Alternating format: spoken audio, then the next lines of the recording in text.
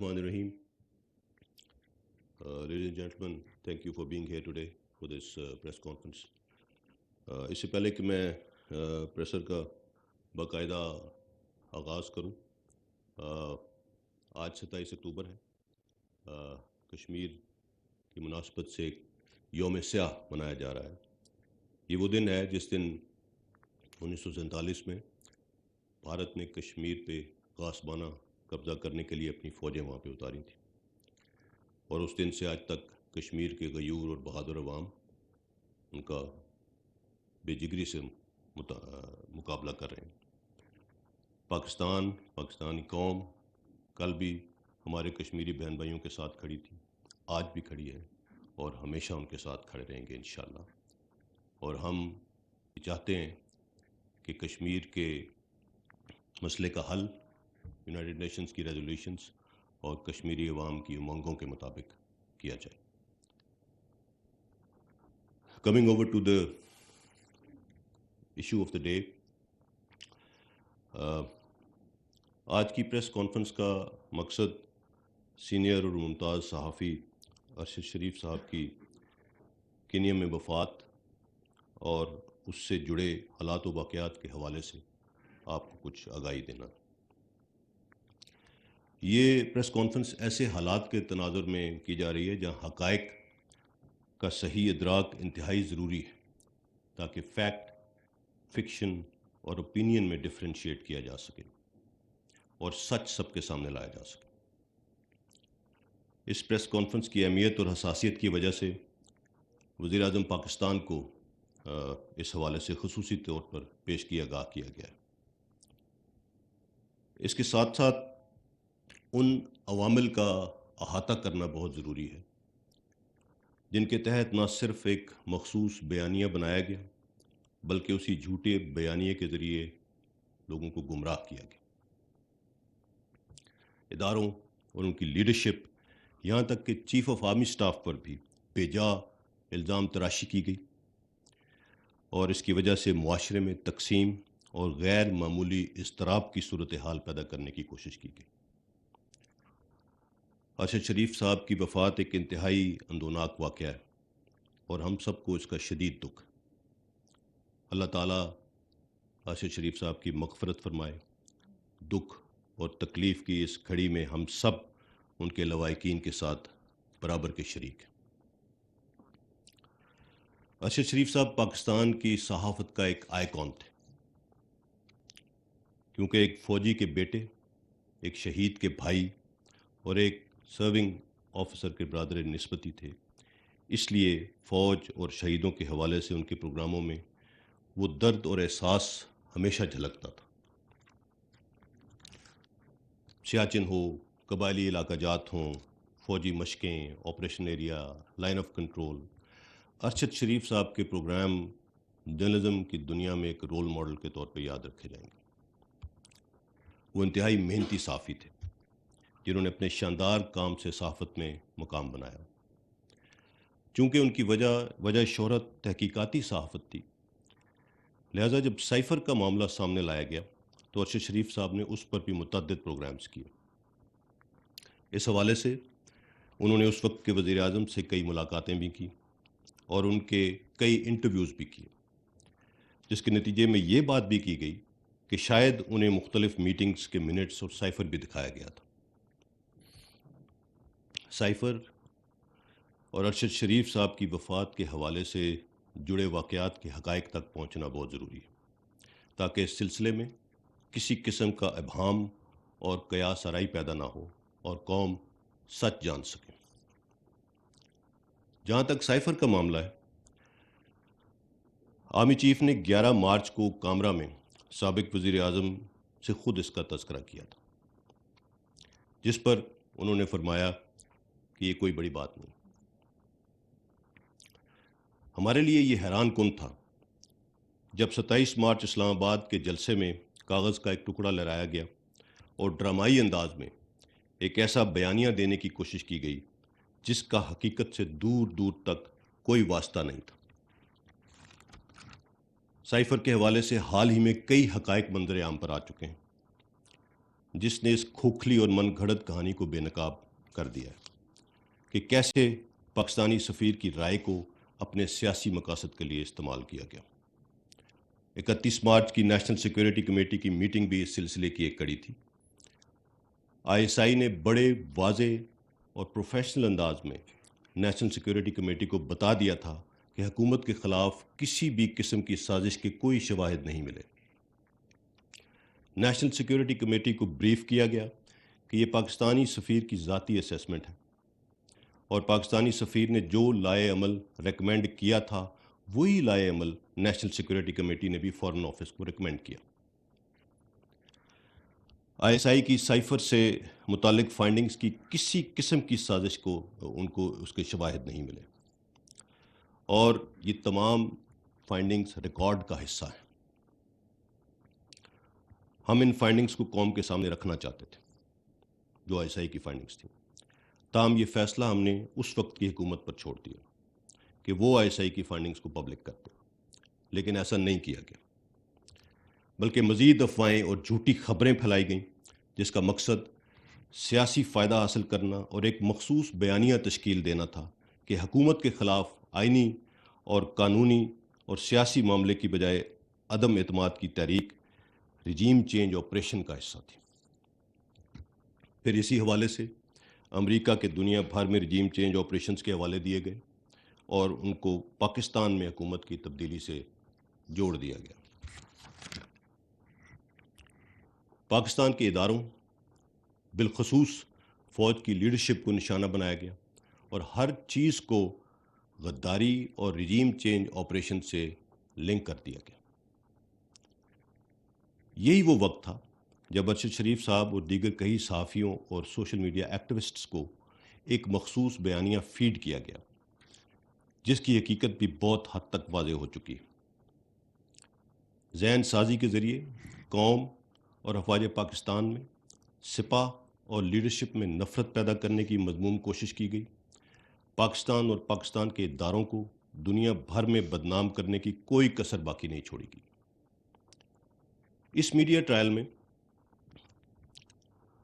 ARY channel نے بالخصوص Pakistan army اور لیڈرشپ کے حوالے سے ایک جھوٹے اور سازشی بیانیے کو فروغ دینے میں ایک اسپن ڈاکٹر کا کردار ادا کیا اور ایجنڈا سیٹنگ کے ذریعے فوج کے خلاف ایک مخصوص بیانیے کو پروان چڑھایا۔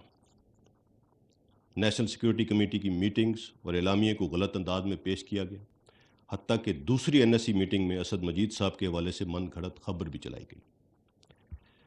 پاکستان آرمی سے سیاسی مداخلت کی توقع کی گئی جو کہ آئین پاکستان کے خلاف ہے۔ لفظ اے پولیٹیکل نیوٹرل کو ایک گالی بنا دیا گیا۔ اس تمام جھوٹے بیانیے اور گمراہ کن پروپیگنڈے کے باوجود ادارے نے اور خاص طور پر آرمی چیف نے نہایت ریسٹرینٹ اور تحمل کا مظاہرہ کیا۔ ہم نے ہر ممکن کوشش کی کہ سیاستدان آپس میں بیٹھ کر خود قومی مسائل کو حل کریں، لیکن ایسا ممکن نہ ہو سکا۔ یہاں تک کہا گیا کہ سائفر کو چھپایا گیا۔ تو پھر سوال یہ ہے کہ فارن آفس جو سائفر پروسیس کر رہا تھا، کیا اس نے اسے چھپایا تھا؟ اور جو اس وقت سائفر کو ہینڈل کرنے کے ذمہ دار تھے ان کے خلاف پھر کیا ایکشن لیا گیا؟ اور اگر نہیں لیا گیا کوئی ایکشن ان کے خلاف تو کیوں نہیں لیا گیا؟ اور ان کے نام کیوں نہیں لیے جاتے؟ لفظوں کے ہیر پھیر، گمراہ کن اور جھوٹی خبریں پھیلا کر اداروں اور ان کی لیڈرشپ کو غدار ٹھہرا کر کٹہرے میں کھڑا کر دیا گیا۔ مرحوم ارشد شریف کے علاوہ دیگر صحافیوں اور سوشل میڈیا ایکٹیوسٹ نے بھی سائفر کے حوالے سے بنائے گئے بیانیوں پر بات کی اور بہت سخت باتیں بھی کی۔ ارشد شریف صاحب تو نومبر 2021 سے ARY چینل کے پلیٹ فارم سے اداروں پر تنقید کر رہے تھے، جس میں انہوں نے مختلف اداروں کے حوالے سے بہت سخت تنقیدی پروگرامز بھی کیے، لیکن اس کے باوجود ان کے حوالے سے ہمارے دل میں کسی قسم کے منفی جذبات نہ تھے نہ ہیں۔ کئی دیگر صحافی بھی اس پر بات کر رہے تھے، لیکن وہ پاکستان میں ہی رہے۔ آج بھی وہ بہت سخت سوالات اٹھا رہے ہیں جو ان کا آئینی حق ہے۔ تمام سائفر ڈرامے کے دوران جب بھی کسی صحافی یا چینل سے ہم نے بات کی تو ان سے یہی کہا کہ بنا ثبوت اور من گھڑت مفروضات پر غداری اور سازشوں کے الزامات ادارے کی لیڈرشپ پر نہ لگائے جائیں اور فوج کے اے پولیٹیکل سٹانس کو متنازع نہ بنایا جائے۔ آج دیکھنا یہ ہوگا کہ مرحوم ارشد شریف صاحب کے حوالے سے اب تک سامنے آنے والے حقائق کیا ہیں۔ 5 اگست 2022 کو خیبر پختونخوا گورنمنٹ کی جانب سے ARY اینکر ارشد شریف صاحب کے حوالے سے ایک تھریٹ الرٹ جاری کیا گیا۔ ہماری اطلاع کے مطابق یہ threat alert chief minister Khyber Pakhtunkhwa کی خاص ہدایت پر جاری کیا گیا، جس میں شبہ ظاہر کیا گیا کہ افغانستان میں مقیم TTP گروپ نے سپن بولدک میں ایک میٹنگ کی ہے جو ارشد شریف کو راولپنڈی اور ملکہ علاقوں میں ٹارگٹ کرنا چاہتے ہیں۔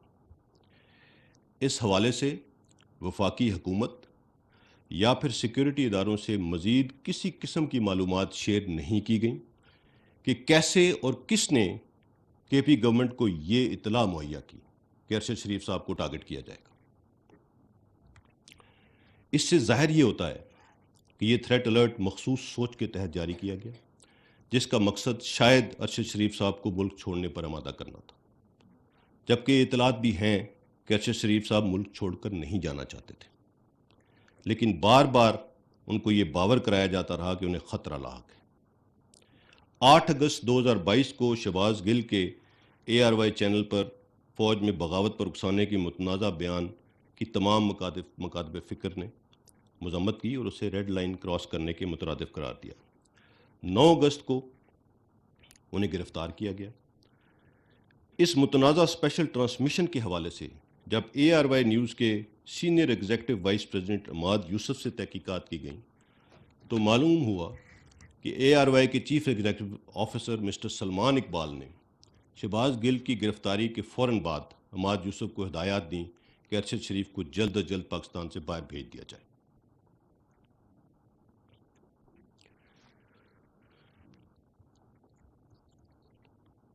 اس کے جواب میں عماد یوسف نے انہیں بتایا کہ ارشد شریف پشاور سے دبئی کے لیے روانہ ہوں گے۔ پھر اس حوالے سے متواتر ایک بیانیہ بنایا جاتا رہا کہ ارشد شریف کو بیرون ملک قتل کر دیا جائے گا۔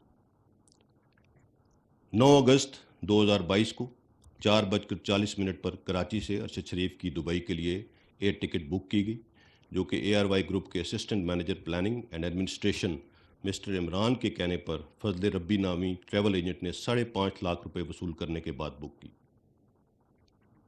اس ٹریول پلان کے مطابق 9 ستمبر 2022 کو ارشد شریف کو پاکستان واپس آنا تھا۔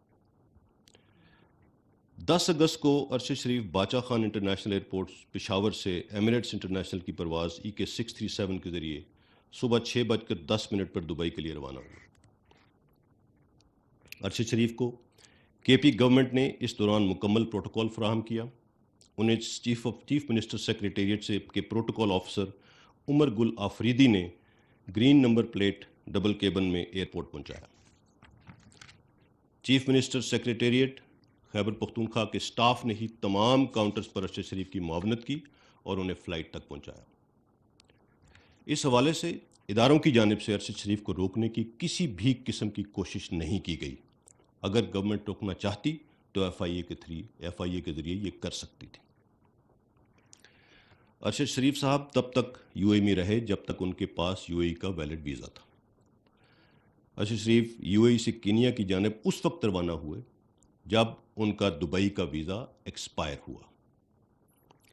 ہماری اطلاع کے مطابق کسی نے سرکاری سطح پر ارشد شریف کو دبئی سے نکلنے پر مجبور نہیں کیا، تو وہ کون تھے جنہوں نے انہیں وہاں سے جانے پر مجبور کیا؟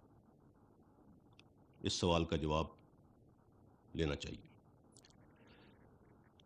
یہاں پر یہ بھی سوال اٹھتا ہے کہ UAE روانگی سے منسلک دستاویزی معاملات کو کس نے سر انجام دیا؟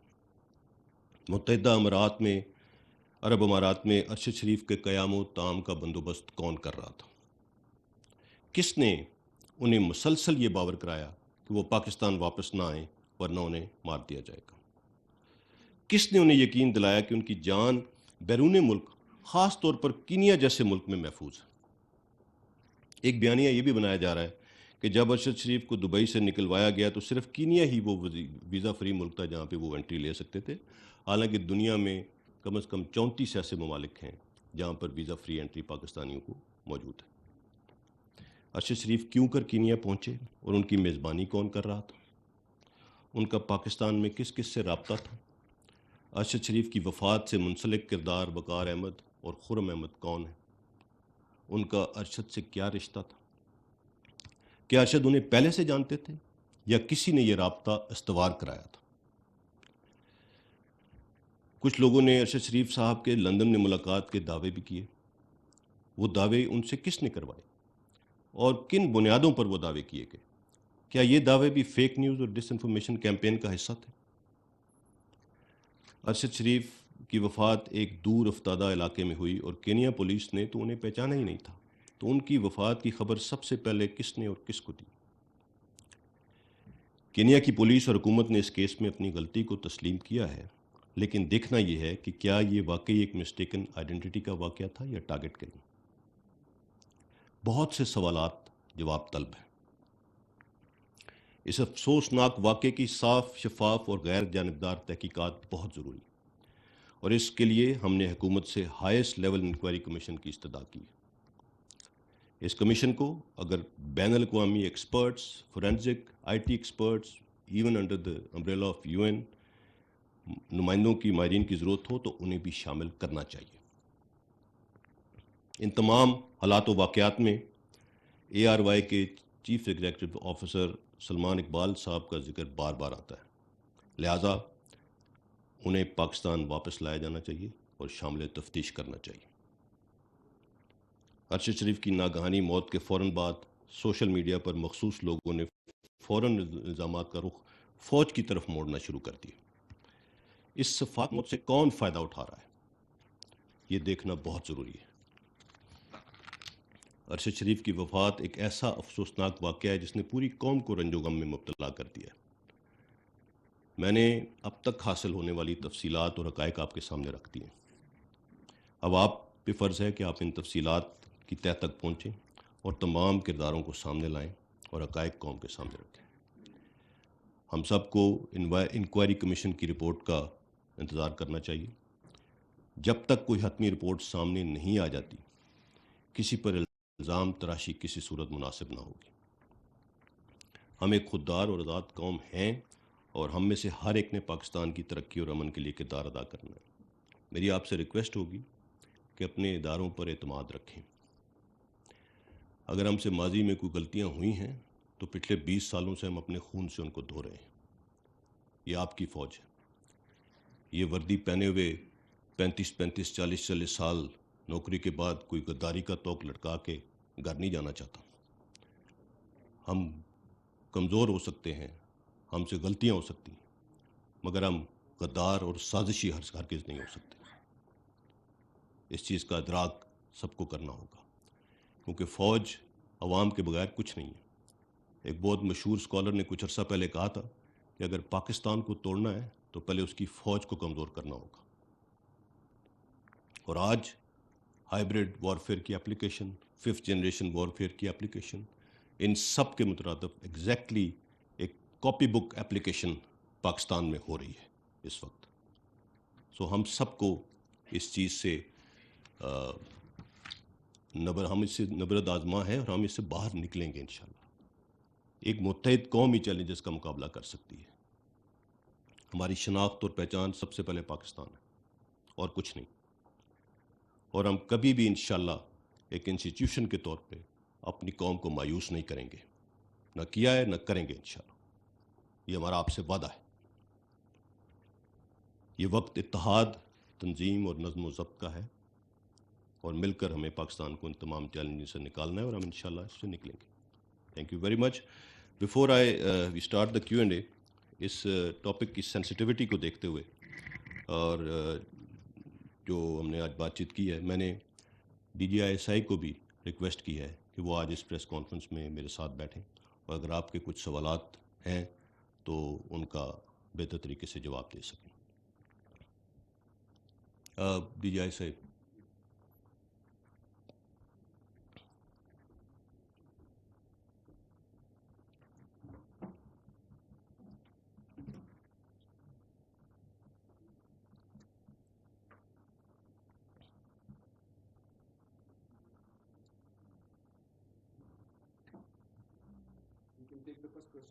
Mhm.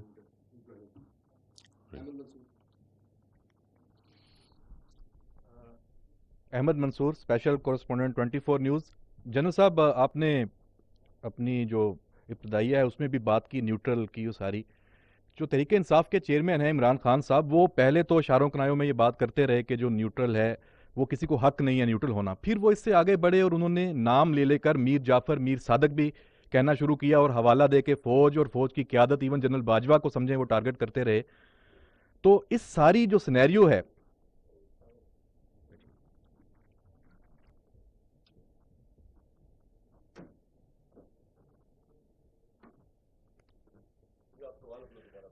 جی جنرل صاحب، میں یہ بات کر رہا تھا کہ جو خان صاحب ہیں انہوں نے پہلے تو یہ بات اشاروں کنایوں میں کی کہ نیوٹرل ہے، اس کا کسی کو حق نہیں ہے کہ نیوٹرل ہو، اور پھر انہوں نے نام لینے شروع کر دیے، میر جعفر اور میر صادق کا جو لقب دینا شروع کر دیا. اور ظاہری بات ہے کہ جب وہ اور کھلے اور ابھی تک یہاں تک پہنچے ہیں، وہ ٹارگٹ فنگرنگ بھی کر رہے ہیں. کون کن کو وہ کہہ رہے ہیں، وہ فوج کو، جنرل باجوہ صاحب کو، اس طرح مطلب ان کا بھی اشارہ. تو اب اس کے پیچھے ان کا مقصد کیا ہو سکتا ہے؟ وہ کیا وہ کہہ رہے ہیں، اور کیا ان کا جو مقصد ہے وہ پورا ہونے دیا جائے گا؟ دیکھیے، یہ آن ہے مائک. اس کے جو ظاہری عوامل ہیں، اس ان ٹرمنالوجیز کے جو انفارچونیٹلی یوز کی گئیں، اور جس بیانیے کو پروان چڑھایا گیا، اس کو تقویت بخشی گئی، اس کے ظاہری عوامل اور ان کا ایک کرونالوجی تو میں نے آپ کو دے دی ہے. اس کے کچھ اندرونی محرکات کیا ہیں اور وہ کس ڈائریکشن میں جا رہی ہیں چیزیں. I would request the DGI to please comment on that. Thank you. بسم اللہ الرحمن الرحیم. مجھے شعوری احساس ہے کہ آپ لوگ مجھے اپنے درمیان دیکھ کے حیران ہیں، اور میں آپ کی حیرانی کو اچھی طرح سمجھ سکتا ہوں.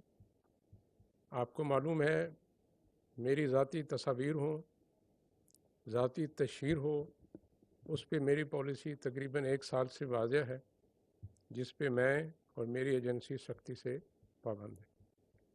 اس کی وجہ یہ ہے کہ میرا منصب اور میرے کام کی نوعیت ایسے ہے کہ مجھے پس منظر میں، مجھے اور میری ایجنسی کو پس منظر میں رہنا ہے. لیکن آج کا دن کچھ مختلف ہے. آج میں اپنی ذات کے لیے نہیں آیا آپ کے پاس، بلکہ اپنے ادارے کے لیے آیا ہوں، جس کے جوان، جس کے آفیسر صبح شام اس وطن کی حفاظت میں اپنی جانوں کے نذرانے پیش کر رہے ہیں.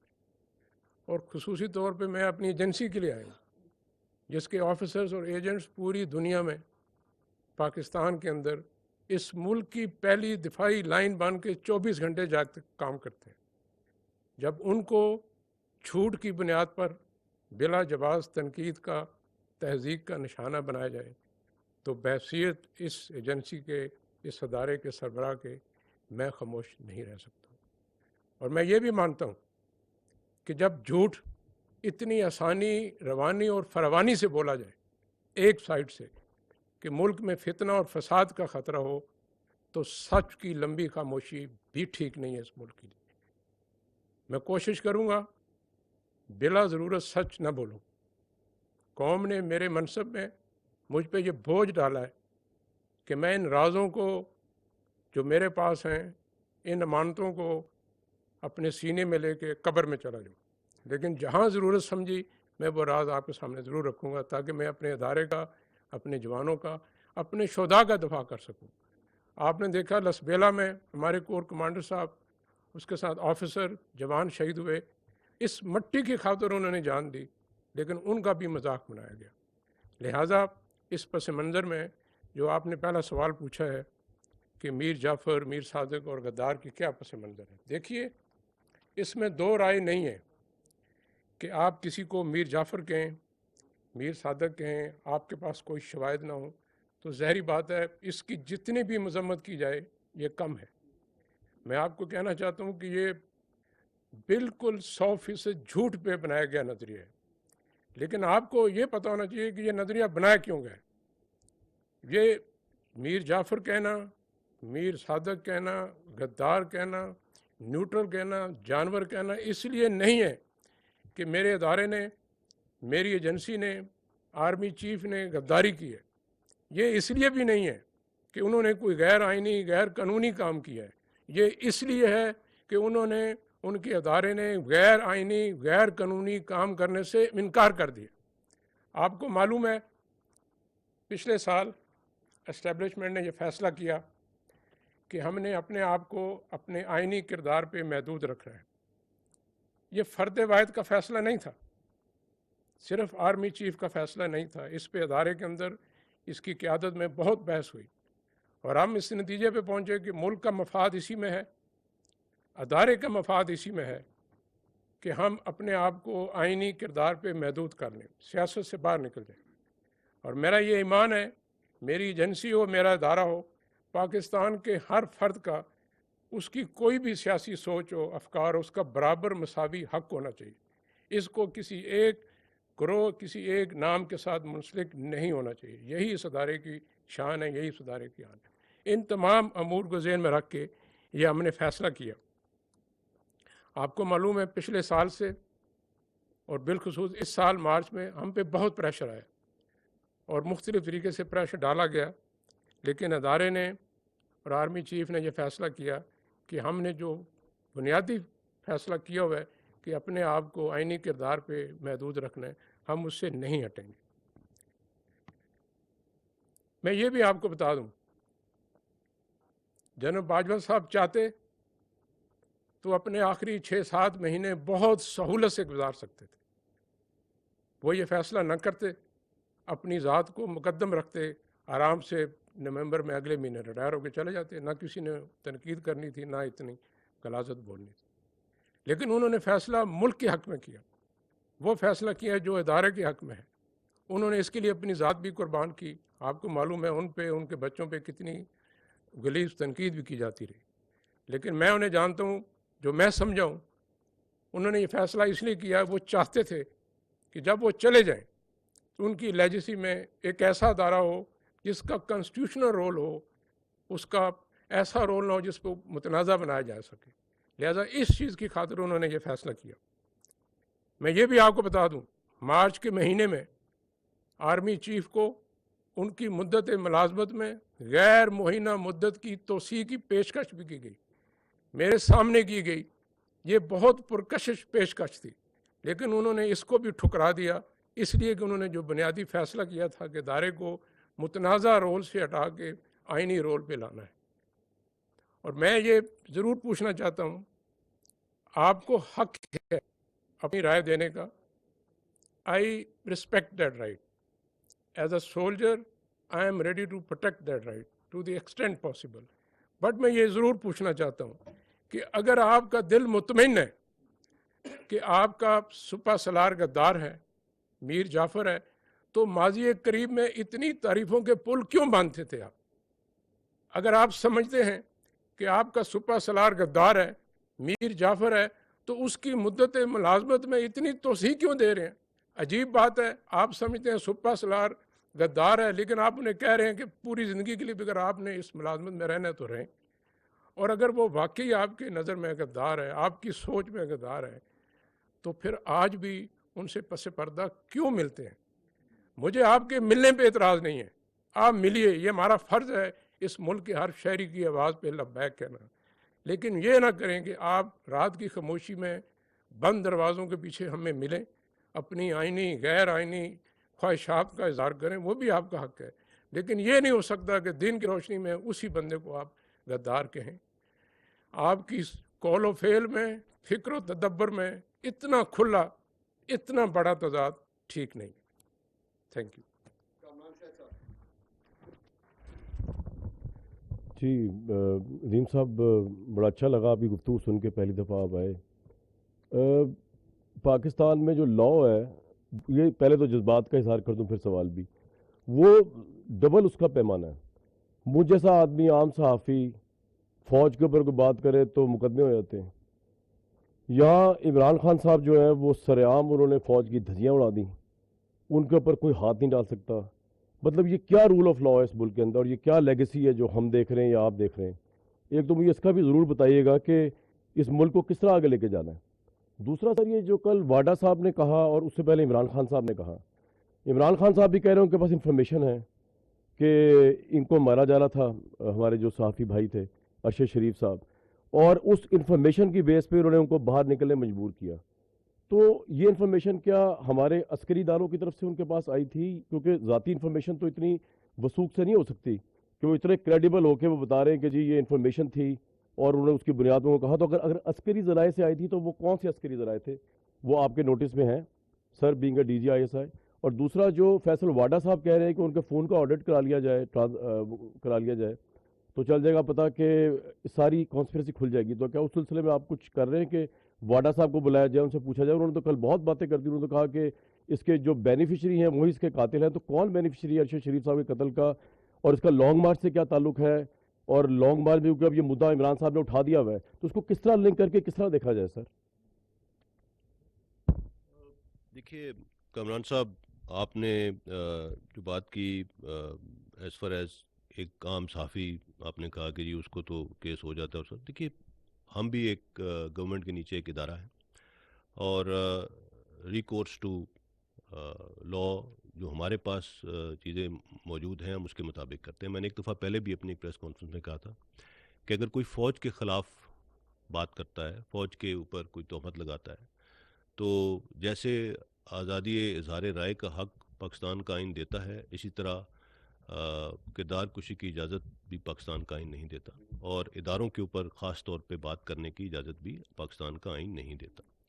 اور اس لا کی امپلیمنٹیشن وہ گورنمنٹ آف دا ڈے نے کرنی ہوتی ہے، گورنمنٹ آف دا ڈے نے کرنی ہوتی ہے. اگر آپ کے اس ادارے کے اوپر کوئی انگلیاں اٹھا رہا ہے تو انہوں نے اس کے اوپر آگے ایکشن لینا ہے. اس مد میں جب بھی کوئی اس طرح کی چیز ہوئی ہے، ہم نے ہمیشہ گورنمنٹ کے تھرو اس کو اپروچ کیا ہے، اور گورنمنٹ اس کے بارے میں جو بھی ایکشن لیتی ہے وہ ان کی ثوابدید ہے، ہماری ثوابدید نہیں ہے کسی کو گرفتار کرنا یا کسی کو کچھ کرنا. All we can do is request the government. دوسرا آپ نے کہا کہ اس کا لانگ مارچ سے کیا تعلق ہے. دیکھیے لانگ مارچ ایک جی بالکل انکوائری کمیشن انفارمیشن کہاں سے آئی جی ارشد شریف صاحب قتل کی؟ ادارے سے آئی ہے یا نان ادارے سے آئی ہے؟ یہی تو ہم کہہ رہے ہیں کہ ہمارے پاس ایسی کوئی اطلاع نہیں تھی. جب میں نے آپ کو دکھایا کہ KP گورنمنٹ نے ایک تھریٹ الرٹ جاری کیا، we had no such information. I am sure ادارے کی طرف سے کسی قسم کی کوئی انفارمیشن ایسی شیئر نہیں کی گئی، اور اس کو بعد میں ڈگ بھی کیا گیا کہ کیسے کہاں سے آئی، کسی نے یہ انفارمیشن ہمارے ساتھ شیئر نہیں کی. سو جو کل والی ایک پریس کانفرنس تھی، میں اس کے ساتھ ان کی اوپر تو کمنٹ نہیں کر سکتا، مگر میرے خیال میں جو انکوائری کمیشن بنا ہے وہ ان تمام لوگوں کو، ان تمام شواہد کو دیکھے گا. اس لیے میں نے کہا کہ یہ بہت ضروری ہے کہ اس کیس کا غیر جانبدار اور شفاف اس کی تحقیقات ہوں، اور اس میں جس نوعیت کے انٹرنیشنل ایکسپرٹس یا فورینزک ایکسپرٹس جو بھی شامل ہے، ٹیکنالوجیکلی اس کو اگر کرنا ہے وہ کیا جائے. بغیر اس کے اگر یہ کیس اپنے منطقی انجام تک نہ پہنچا تو اس کا بہت نقصان ہوگا. سو دیٹ از وائی اگر انہوں نے کل کوئی بات کی ہے and if is very clear, تو I am sure inquiry commission اس چیز کو دیکھے گا. آپ کچھ اس میں ایڈ کرنا چاہیں گے؟ دیکھیے شہید ارشد شریف صاحب بہت قابل صحافی تھے، محنتی صحافی تھے. میں ذاتی طور پہ ان کی بہت عزت کرتا ہوں. ان کی سیاسی آرا سے کچھ احباب کو اختلاف کی گنجائش غالباً ہے، لیکن ان کا ایک نام ہے، ایک مقام ہے، ایک ان کی لگن ہے اپنے کام کے ساتھ، اس سے انکار نہیں ہے. لیکن جو میرے پاس معلومات ہیں اور تحقیق ہے، اس کی بنیاد پہ میں آپ کو بتا سکتا ہوں کہ شہید ارشد شریف کی زندگی کو پاکستان میں کوئی خطرہ نہیں تھا. دوسرا دیکھیے، وہ ہمیشہ سے ان کے خاندان میں غازی بھی ہیں، شہید بھی ہیں. سو ان کا جب وہ یہاں پر بھی تھے اسٹیبلشمنٹ سے، میرے اپنے ادارے کے لوگوں سے رابطہ تھا. جب وہ باہر گئے وہاں سے بھی ان کا رابطہ تھا. بلکہ اس مہینے میں انہوں نے BGC جو میرے ساتھ ہیں، جنرل صاحب کام کرتے ہیں، ان کے ساتھ رابطہ رکھا، اور وہ واپسی کا بھی اپنی آنے کا خواہش کا اظہار کر رہے تھے. آپ کو معلوم ہے کینیا میں اس کی انکوائری ہو رہی ہے. میں اپنے کینین ہم منصب سے رابطے میں ہوں، ان سے رابطہ کیا ہے. ان کی جو ابتدائی تحقیقات ہیں اس کے مطابق یہ شناخت کی غلطی کے باعث حادثہ پیش آیا. اس پہ حکومت پاکستان اور ہم مکمل شاید مطمئن نہیں ہیں. اسی لیے حکومت نے ایک ٹیم بنائی ہے جو تحقیقات کرنے کینیا جائے گی. حکومت نے جوڈیشل کمیشن بھی بنایا ہے, اور میں نے دانستہ طور پر ISI کے جو ممبران تھے ان دونوں فورم سے نکال لیے, تاکہ قوم کے سامنے غیر جانبدار 100% شفاف تحقیقات ہوں, اور جو بھی اس کا نتیجہ آئے گا انشاءاللہ DGI/SPR آپ کو اس سے آگاہ رکھے.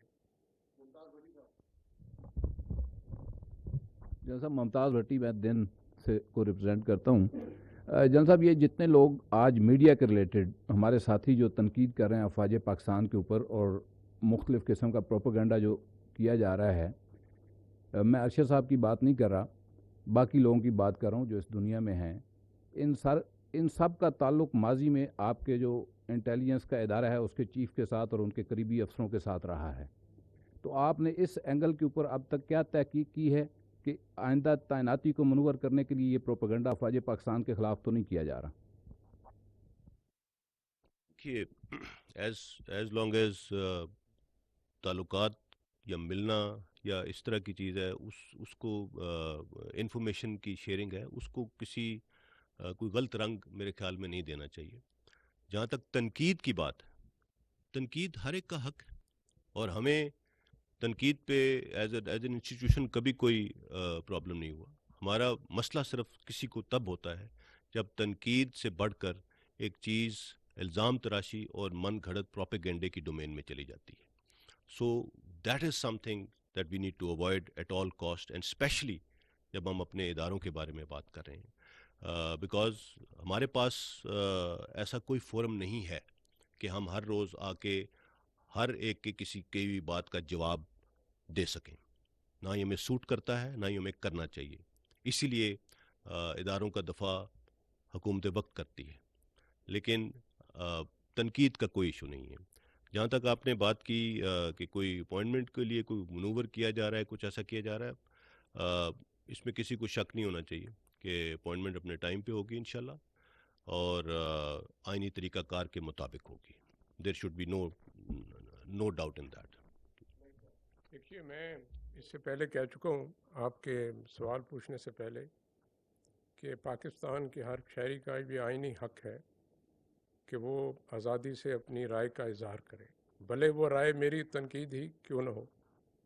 اور میں دہرا دیتا ہوں آپ کے لیے کہ it is my duty to respect that right. As a soldier and spy I am ready to protect that right.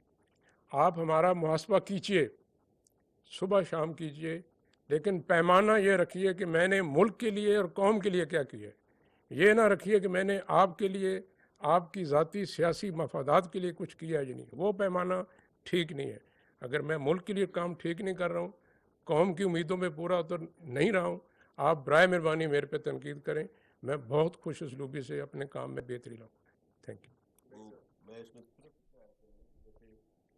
بڑا مشہور ایک مقولہ ہے کہ everybody has a right to his or her own opinion but not to their own facts. Opinion کا right ہے, but facts manufacture مت کریں.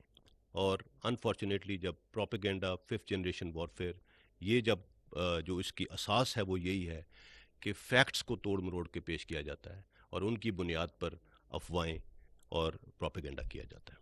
ٹھیک ہے جی. لائق الرحمان, AR وائی TV سے. DG صاحب, آپ سے سوال ہے کہ جس سیناریو کو آپ نے بیان کیا اس میں بہت سے انٹرنیشنل چیلنجز بھی ایک سامنے آتے ہیں, تو تھوڑی سی روشنی ڈالیں گے وہ کون سے انٹرنیشنل چیلنجز ہیں اور ان کو نمٹنے کے لیے حکمت عملی کیا ہے؟ اور DGI نے ابھی ایک سٹیٹمنٹ دی, اس میں ایک چھوٹا سا ذکر کیا کہ مارچ میں چیف کو ایکسٹینشن, ان لمیٹڈ ایکسٹینشن کی بات کی گئی. نام بتانا پسند کریں گے کس نے کی تھی؟ Thank you. انفارمیشن انہوں نے شیئر کیا ہے, میرے خیال میں وہ اتنی ہی شیئر کر سکتے ہیں. اس سے مزید اگر شیئر کر سکتے ہوتے تو آپ کو ضرور بتا دیتے. مگر میں آپ کو یہ ضرور بتا دوں کہ آپ نے جو انٹرنیشنل چیلنجز کی بات کی وہ کس نوعیت کہ آپ اس کیس سے ریلیٹڈ انٹرنیشنل چیلنجز ہیں ان کے بعد اور اس کیس سے ریلیٹڈ انٹرنیشنل چیلنجز بہت ہیں. Pakistan is a country of consequence, and جب آپ اتنے اسٹریٹجیکلی امپورٹنٹ, پاکستان ایک دنیا میں ایک اسٹریٹجیکلی امپورٹنٹ ملک ہے اور اس کے چیلنجز ہمیشہ رہے ہیں اور رہیں گے, اور انہی چیلنجز سے لڑنے کے لیے, انہی چیلنجز کو اوور کم کرنے کے لیے, بیکاز جیسے کہتے ہیں every challenge brings an opportunity, so there are also many opportunities available to us internationally. So ان کو اوور کم کرنے کے لیے تمام ادارے اپنا اپنا کام کر رہے ہیں, اور انشاءاللہ we'll overcome those challenges. There is nothing to worry about that. اور اس کے بارے میں ہر ایک کی اپنی رائے ہو سکتی ہے, بالکل اس کے مطابق آگے چلا جا سکتا ہے, but there is a way to do everything, اور اسی کے مطابق کریں. یہاں میں یہ ضرور بتا دوں, جیسے آپ نے کہا کہ جی مارچ میں ڈی آئی نے جس طرح بات کی, آپ 2021 مارچ میں چلے جائیں. 2021 مارچ کے بعد اس وقت ایک سینٹ کا الیکشن ہوا تھا, جس کے آپ جانتے ہیں کیا ہوا. اس کے بعد اگر کسی الیکشن میں آپ ضمنی انتخابات لے لیں, کنٹونمنٹ بورڈ الیکشنز لے لیجئے, لوکل باڈیز الیکشنز لے لیجئے, اس سال ہونے والے انتخابات لے چکے, کہیں پہ اگر فوج کی کوئی یا آئی ایس آئی کی انٹرفیرنس کسی کو ایویڈنس ملا ہو تو بتائیں. ہم نے بارہا اس بارے میں بات کی کہ اگر کوئی ایویڈنس ہے, بار بار کہا جاتا ہے کہ دھاندلی کی گئی, یہ کیا گیا, وہ کیا گیا, کہیں پہ ادارے نے اگر مداخلت کی ہو کسی پولیٹیکل ایونٹ کے اندر, تو اس کا کوئی اگر ایویڈنس ہے پلیز لے کے آئیے. آئی ایم شیور دیر از نن.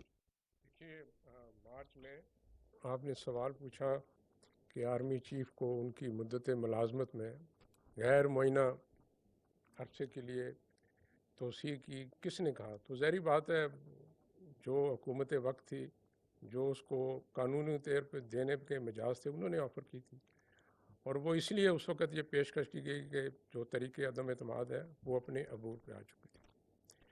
جو آپ نے بات کی پاکستان کے جو دوست ہیں, دشمن ہیں, بیرونی چیلنجز ہیں, دیکھیے پاکستان ایک جمہوری ملک ہے. پاکستان کے دوستوں کا اور دشمنوں کا فیصلہ کرنا منتخب جمہوری حکومت کا کام ہے. ادارہ فوج آئی ایس آئی کا کام ہے خفیہ معلومات کی بنیاد پر اپنا تجزیہ اور تبصرہ حکومت کے آگے رکھے, فیصلہ ان کا ہے. پاکستان کے جو بیرونی اور اندرونی خطرات ہیں, خدشات ہیں, اس پہ ایک سیر اصل بحث ضرور ہو سکتی ہے کسی اور نشست میں. لیکن سر دست آپ کو یہ بتا دوں کہ پاکستان کو الحمدللہ بیرونی خطرات سے یا پاکستان کو عدم تحفظ سے خطرہ نہیں ہے. اس کی وجہ یہ نہیں ہے کہ پاکستان کا دفاع ناقابل تسخیر ہے کیونکہ ہمارے پاس ایٹمی قوت ہے. صرف یہ وجہ نہیں ہے. صرف یہ وجہ بھی نہیں ہے کہ پاکستان کی فوج بہت بہادر اور مضبوط ہے. پاکستان کا دفاع اس لیے مضبوط ہے کہ اس دفاع کی ذمہ داری 22 کروڑ عوام نے خود لی ہوئی ہے, جو اس ملک پہ اپنی جان قربان کرنے کو ہر وقت تیار رہتے ہیں. ہم نے خود 25-26 سال اس جنگ میں دیکھا ہے. ہماری قوم کا بہت جذبہ ہے. پاکستان کو جس چیز سے خطرہ ہے وہ عدم استحکام سے ہے, اور یہ وہ چیز ہے جس پہ میں آپ کی بھی توجہ دلانا چاہتا ہوں کہ عدم استحکام کی کیا وجوہات ہیں. دیکھیے جب آپ نفرت اور تقسیم کی سیاست کرتے ہیں تو اس سے ملک میں عدم استحکام آتا ہے. اگر ہم نے تاریخ سے نہیں سیکھا تو کچھ دہائیاں پیچھے چلے جائیں, ہم مسلمان ملک تھے, ہمارے 2 حصے تھے, لیکن اس کے باوجود الگ ہو گئے کیونکہ ہم نے نفرت اور تقسیم کو زیادہ ابھارا. اور یہی وہ چیز ہے جو ہمارے معاشرے اور مملکت کی بنیادیں کھوکھلی کر رہے ہیں. پاکستان کو عدم استحکام اس کی معاشی حالات کی وجہ سے بھی, جس پہ میں نے جب خود ڈی جی آئی ایس آئی بنا تو میرے سے پوچھا گیا کہ پاکستان کا نمبر 1 مسئلہ کیا ہے, تو میں نے کہا سر میری نظر میں یہ ہمارے معاشی مسائل ہیں. بہرحال جنہوں نے سوال پوچھا وہ میری رائے سے متفق نہیں ہوئے, ان کی نظر میں حزب اختلاف پاکستان کا سب سے بڑا مسئلہ تھا. پاکستان کا جو ہمارے ہاں سیاسی اور معاشرتی عدم برداشت ہے, جو گالی گلوچ آپ خود دیکھتے ہیں سوشل میڈیا پہ بڑے بڑے معزز قابل احترام قابل تحسین لوگ جو زبان استعمال کرتے ہیں, اس سے عدم استحکام آتا ہے. پاکستان کو خطرہ اس سے باہر سے الحمدللہ ہمارے دشمنوں کو معلوم ہے ہم کیا کر سکتے ہیں, اس لیے پاکستان کا جو ڈیٹرنس ہے it works every day, it doesn't make a noise but it does work. دوسرا یہ بھی آخری چیز ہے بہن, میں ایک بات مکمل کر لوں کہ جو عدم استحکام ہے وہ اس کی ایک وجہ یہ بھی ہے کہ ہمیں چاہیے کہ ہم آئینی اور قانونی راستے اختیار کریں اپنی خواہشات کی تکمیل میں جب ہم چور دروازے غیر آئینی غیر قانونی طریقے استعمال کرتے ہیں تو ملک میں انتشار آتا ہے. اور ISI نے ادارے نے یہ فیصلہ کر لیا ہے یہ صرف وہ کام کرے گا جو قومی امنگوں کا مظہر ہے اور اس انداز میں کرے گا جو آئین میں لکھا ہے, اس سے باہر نہیں جائے. Thank you. سر دو چھوٹے چھوٹے سوال ہیں. ایک تو سر یہ کہ یہ کس حد تک خطرناک ہے کہ جو عمران خان صاحب ہیں وہ مذہبی رنگ دے رہے ہیں اور وہ یہ کہہ رہے ہیں کہ اگر آپ نیوٹرل رہے تو اسلام اس کی اجازت نہیں دیتا. وہ امر بالمعروف اور نہی عن المنکر کا اکثر حوالہ دیتے ہیں. دوسرا جو ہے وہ ISI صاحب سے سوال ہے کہ گزشتہ دنوں آپ نے رات کی تاریکی کی ملاقاتوں کی بات کی, گزشتہ دنوں بھی ایک ملاقات کا حوالہ دیا گیا کہ جس کا اہتمام صدر مملکت نے کروایا تھا, تو اس ملاقات کا انجام کیا ہوا؟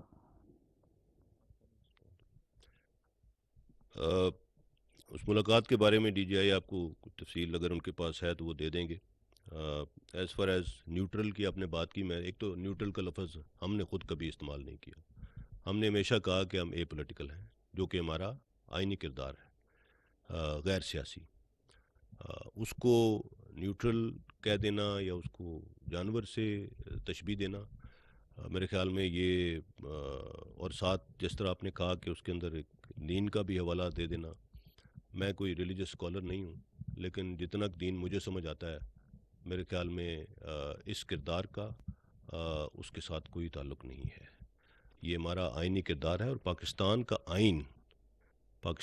آئین شریعت کے عین مطابق ہے, اس میں کسی کو کوئی شک نہیں ہے. پاکستان کا آئین ایک اسلامی مملکت کا آئین ہے اور اسی آئین میں یہ لکھا ہے کہ ادارے اپنا کردار اپنی آئینی حدود میں رہ کے ادا کریں گے. اسی آئین کے اوپر ہم حلف لیتے ہیں.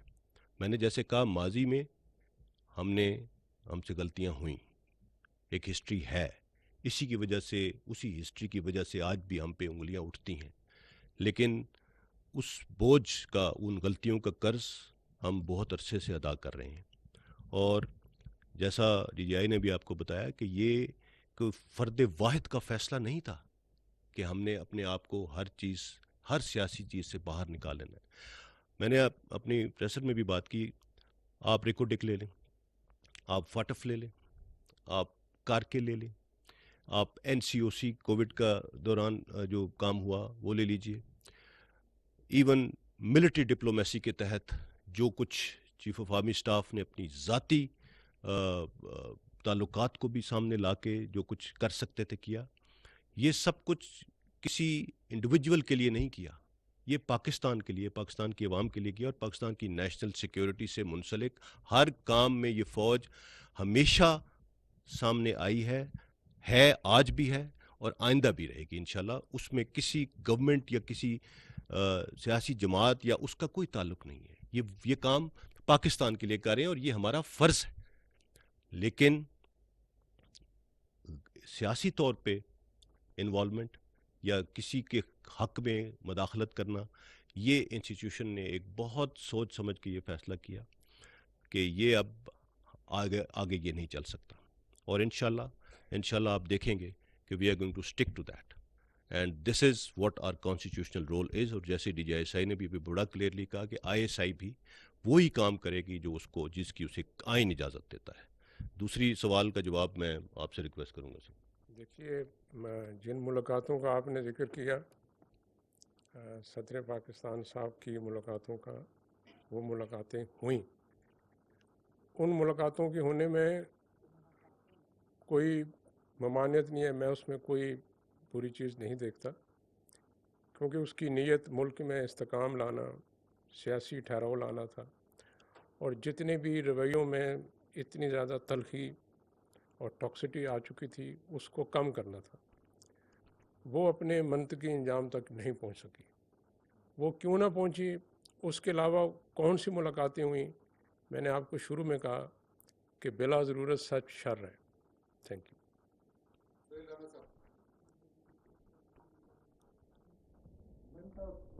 فرسٹ آف آل DGISPR, پہلے تو congratulate you as a 3 star general number 1. دوسرا سر, آپ نے فرمایا ہے کہ 3 स्टार जनरल का आपने नहीं फरमाया, ARY चैनल का आपने जिक्र किया, तो यहाँ पे अगर फ़ौज में भी 3 स्टार जनरल कोई गलत काम करता है तो उसका भी FGC field general court martial हो जाता है। तो ये जो फार्म हाउस है कीनिया में वो भी उन्हीं साहब का है, तो क्या DGI साहब ने बताया कि मैंने अपने 2 अफसरान को विड्रॉ किया कि इंडिपेंडेंट इंक्वायरी हो या जुडिशल कमीशन जो भी फैसला करे, तो क्या उस शख्स को भी लाया जाएगा कटहरे में जिसने ये मर्डर करवाया? देखिए, इस बारे में अभी कोई भी राय कायम करना कबल अज़ वक्त होगा। मैंने पहले भी बात की, हमें इंक्वायरी कमीशन की तहकीकात की आउटकम का इंतज़ार करना चाहिए।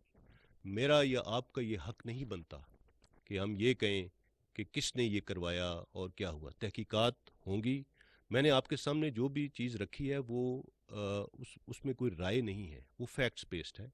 जो अभी तक फैक्ट्स हमारे पास आए थे वो हमने आपके साथ शेयर कर लिए। वो इसलिए ज़रूरी समझा कि उंगलियां उठ रही थी और मफरूज़ात को शक्ल दी जा रही थी और अजीब व गरीब किस्म की बातें शुरू हो गई थी, जिससे ये ख़दशा था कि इंक्वायरी को भी उसके ऊपर भी असरअंदाज हो सकती है।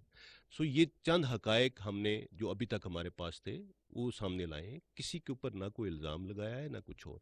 हाँ, हमने ये ज़रूर कहा है कि जो लोग इससे मुंसलिक हैं या जिनका नाम मुख्तलिफ वजूहात की बुनियाद पर इन शवाहिद में आ रहा है उनको शामिल तफ्तीश करना चाहिए और उसमें किसी किस्म की कोई किसी किस्म की रुकावट नहीं होनी चाहिए। और इसमें अगर इंटरनेशनल एक्सपर्ट्स चाहिए, जो भी चाहिए, इसीलिए जैसे DGI ने कहा कि हमने, क्योंकि उंगलियां हम पे उठनी शुरू हो गई इदारे पे, क्योंकि इट वॉज टोटली अननेसेसरी। सो इसीलिए उसको शफाफ रखने के लिए और उसको गैर जानिबदार रखने के लिए हमने ये फैसला किया कि कोई भी शख्स इदारे से इस इंक्वायरी कमीशन का हिस्सा नहीं होगा, ताकि कोई इसके ऊपर, इदारे के ऊपर ये शक ना कर सके कि हमने किसी चीज़ को कुछ करने की कोशिश की है। तो इंशाल्लाह जब ये रिपोर्ट आएगी तो उसके बाद चीज़ें क्लियर हो जाएंगी। तो let's not jump to conclusions and let's not point fingers on anyone for that matter, anyone.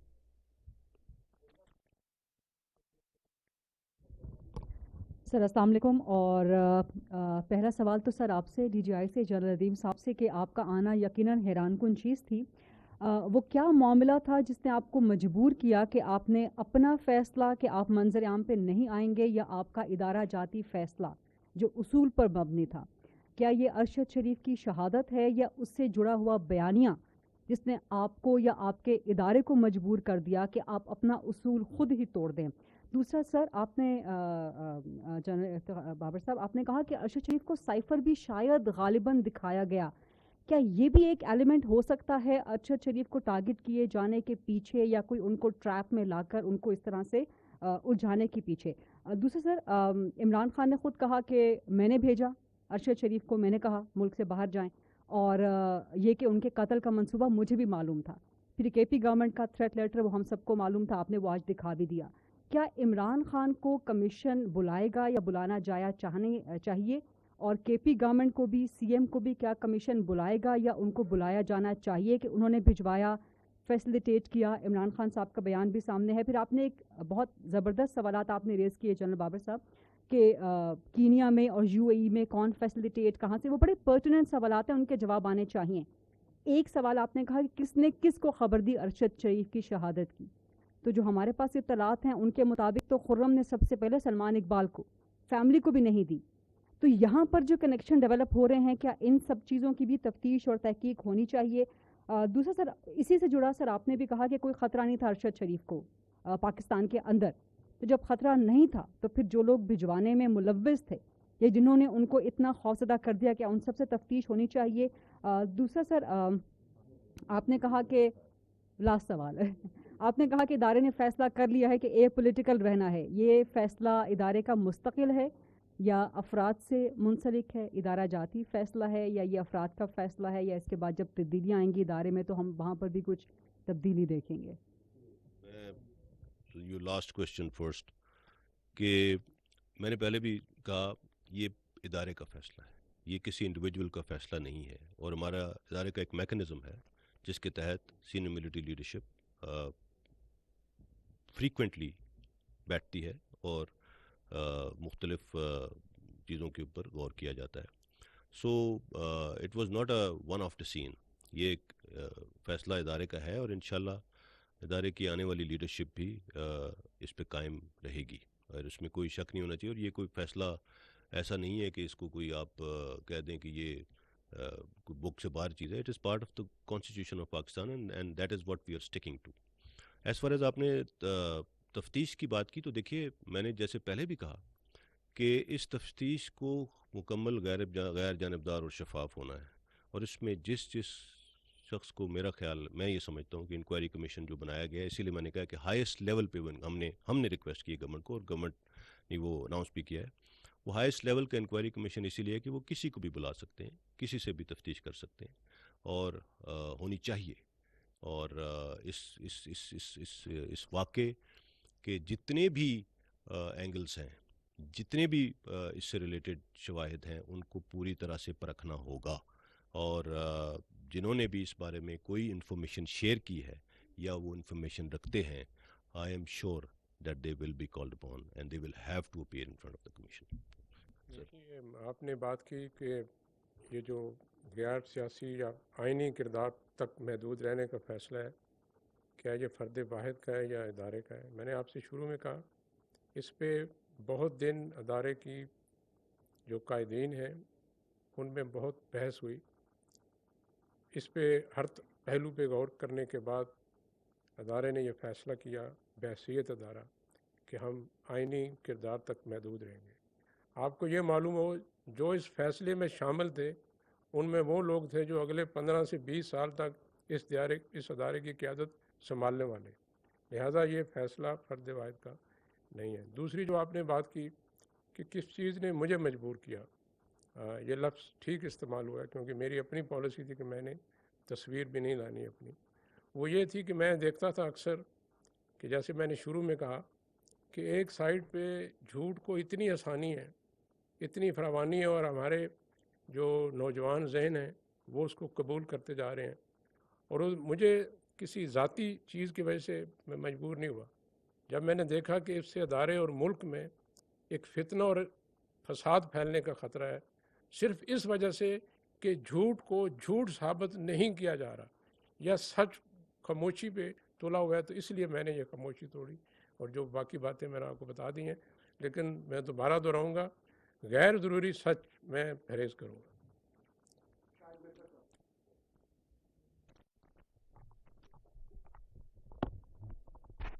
السلام علیکم جی. جی صاحب, ایک تو آپ کو مبارکباد دینا چاہوں گا اور دوسرا آپ کی اچھی اردو سن کے اچھا لگا سر. ڈی جی آئی سر. اچھا دوسرا sir, I have two brief question جی.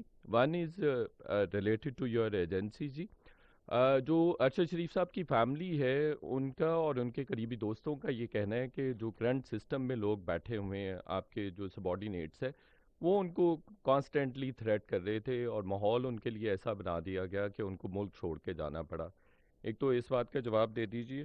دوسرا جو فیصل وافدہ صاحب نے کنکلوڈ کیا ہے اس کا کریکس یہ ہے کہ یہ اندر کی ان فائٹنگ ہے جس کی وجہ سے ارشد شریف صاحب کولیٹرل ڈیمیج کی صورت میں سامنے آئے ہیں. تو جس طرف انہوں نے پوائنٹ آؤٹ کیے ہیں فنگرز فیصل وافدہ صاحب نے, کیا ان کے اگینسٹ بھی وہ پریویس سسٹم میں بیٹھے ہوئے لوگ یا جو اتھارٹی تھے ان کی بات کر رہے ہیں, تو ان کے اگینسٹ بھی کوئی پروب انویسٹیگیشن یا کوئی کارروائی متوقع ہے؟ Thank you.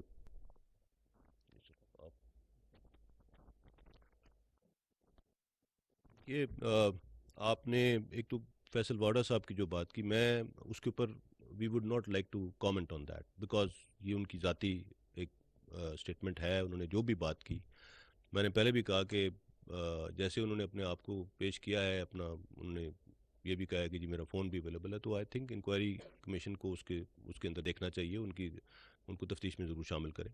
I am no position to comment on what he is saying and انہوں نے وہ کیا چاہتے ہیں. دوسرا سوال آپ کا کیا تھا؟ جی اس کے بارے میں I would request D G I would request. جو معلومات میرے پاس ہیں ارشد شریف صاحب کے جو میرے ماتحت آفیسرز ہیں ان کے ساتھ اچھے تعلقات تھے، وہ ایک دوسرے سے ملتے بھی رہے ہیں ان کے جانے سے پہلے. سو میں اس چیز سے اتفاق نہیں کروں گا کہ ان لوگوں نے ان کو دھمکایا ہو. اور اگر اسٹیبلشمنٹ چاہتی کہ وہ ملک نہ چھوڑیں تو کیا وہ ملک چھوڑ سکتے تھے؟ آپ خود اس سوال کا جواب جانتے ہیں. ہمیں ان سے کوئی ذاتی دشمنی نہیں تھی، وہ ملتے رہتے تھے. جیسے میں نے شروع میں کہا کہ ان کی جو سیاسی آرا ہے اس سے اختلاف کی گنجائش ہمیشہ رہی ہے، لیکن وہ ہمارے آفیسرز کے ساتھ ان کے پرانے تعلقات تھے اور وہ رابطے میں تھے. دوسری چیز جو آپ نے پوچھی کہ جو باقی صحافی حضرات بھی کہتے ہیں کہ ہمیں فون کالز آتی ہیں، دیکھیے میں کہوں گا کہ یہ بھی موسٹلی جھوٹ ہے. آج کل کمیونیکیشن ایپس ایسی ہیں آپ کو اس قابل بناتی ہیں کہ آپ اپنا نمبر ظاہر کیے بغیر کال کر لیں. اور اگر آپ کو شک ہے کہ یہ گمنام نمبر سے کال آئی ہے تو اس کا آئینی قانونی طریقہ پاکستان کے قانون میں موجود ہے. آپ پولیس میں FIA میں شکایت کریں، وہ فورینسک کر کے آپ کو بتا دیں گے کہ جو نمبر نہیں آیا یہ اصل میں نمبر کس کا ہے. اور کچھ ہفتے پہلے آپ نے میڈیا پہ دیکھا کچھ شرارتی لوگ خود ہی ایجنسی کا بندہ بن کے ایک دوسرے کو کال کر کے وہ میڈیا پہ پیا. تو ہمارے لوگ تھوڑے فنکار بھی ہیں. Thank you.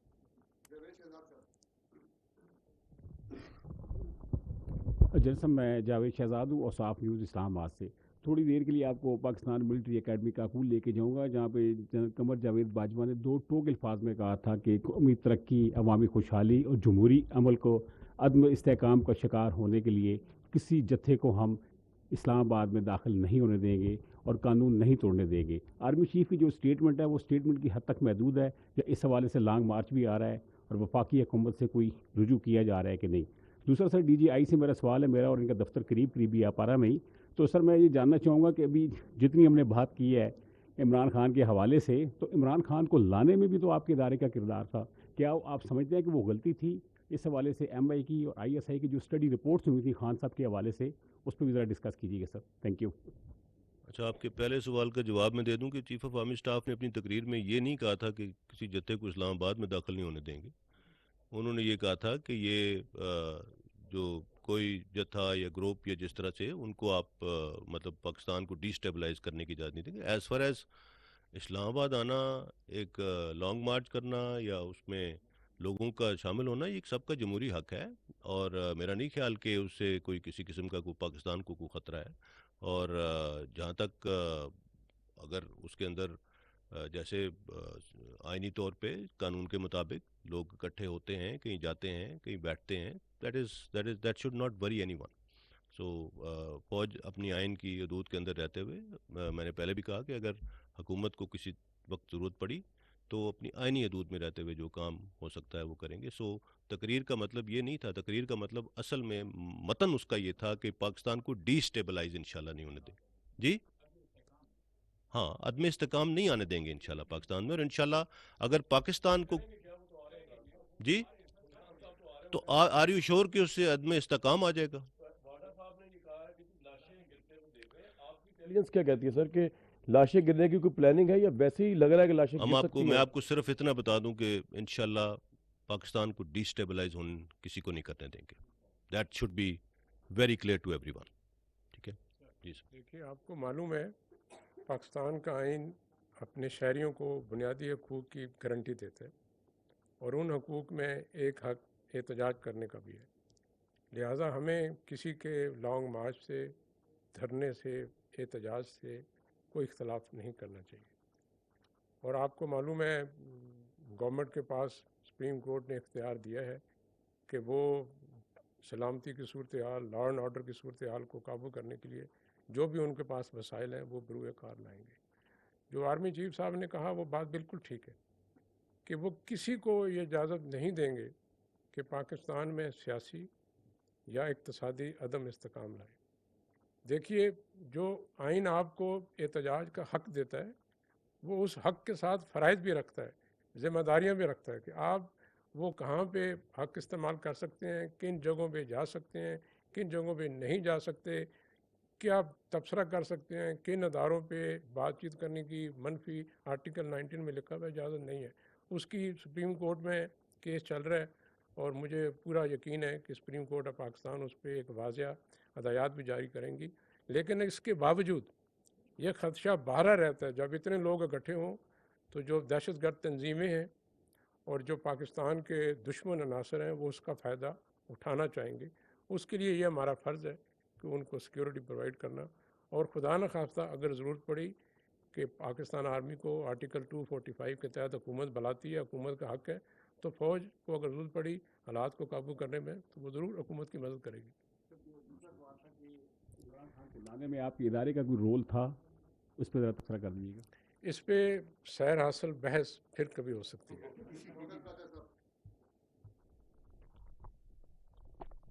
Thank you, sir. I have two questions for each of the gentlemen. मैं एक बहुत पुराना जर्नलिस्ट हूँ, DGISI साहब।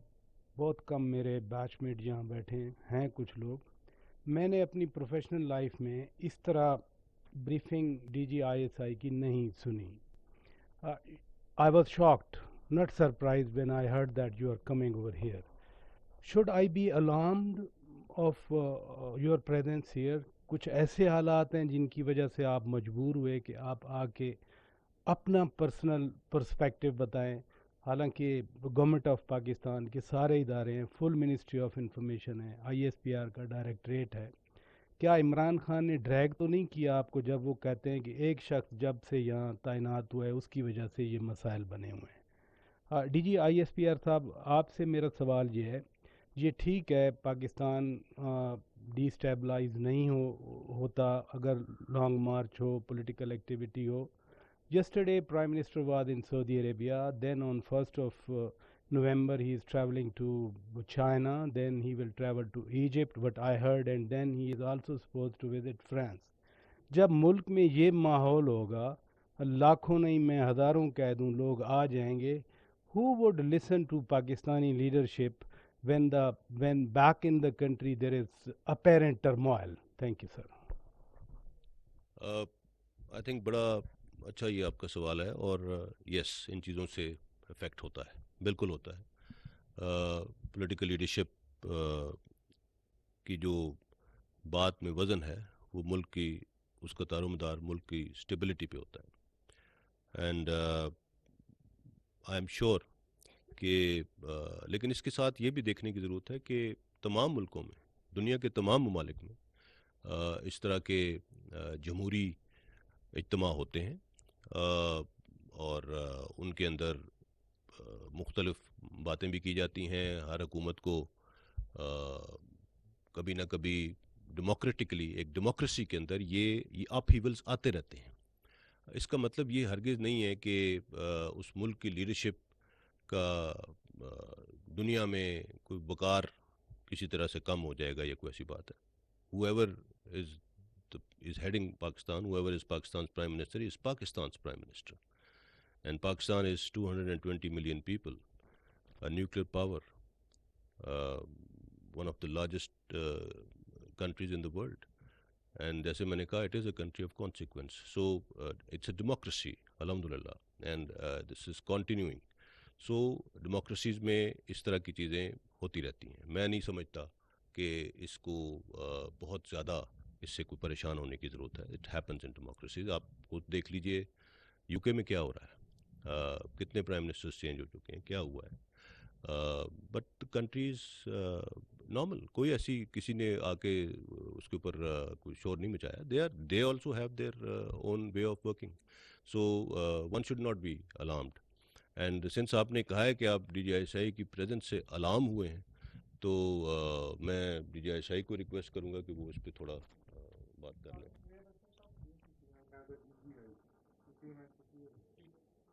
देखिए, एजेंसी को बहुत खुशी है कि हुकूमत वक्त और DGISPR जब भी ज़रूरत पड़ती है वो इसकी तर्जमानी करते हैं।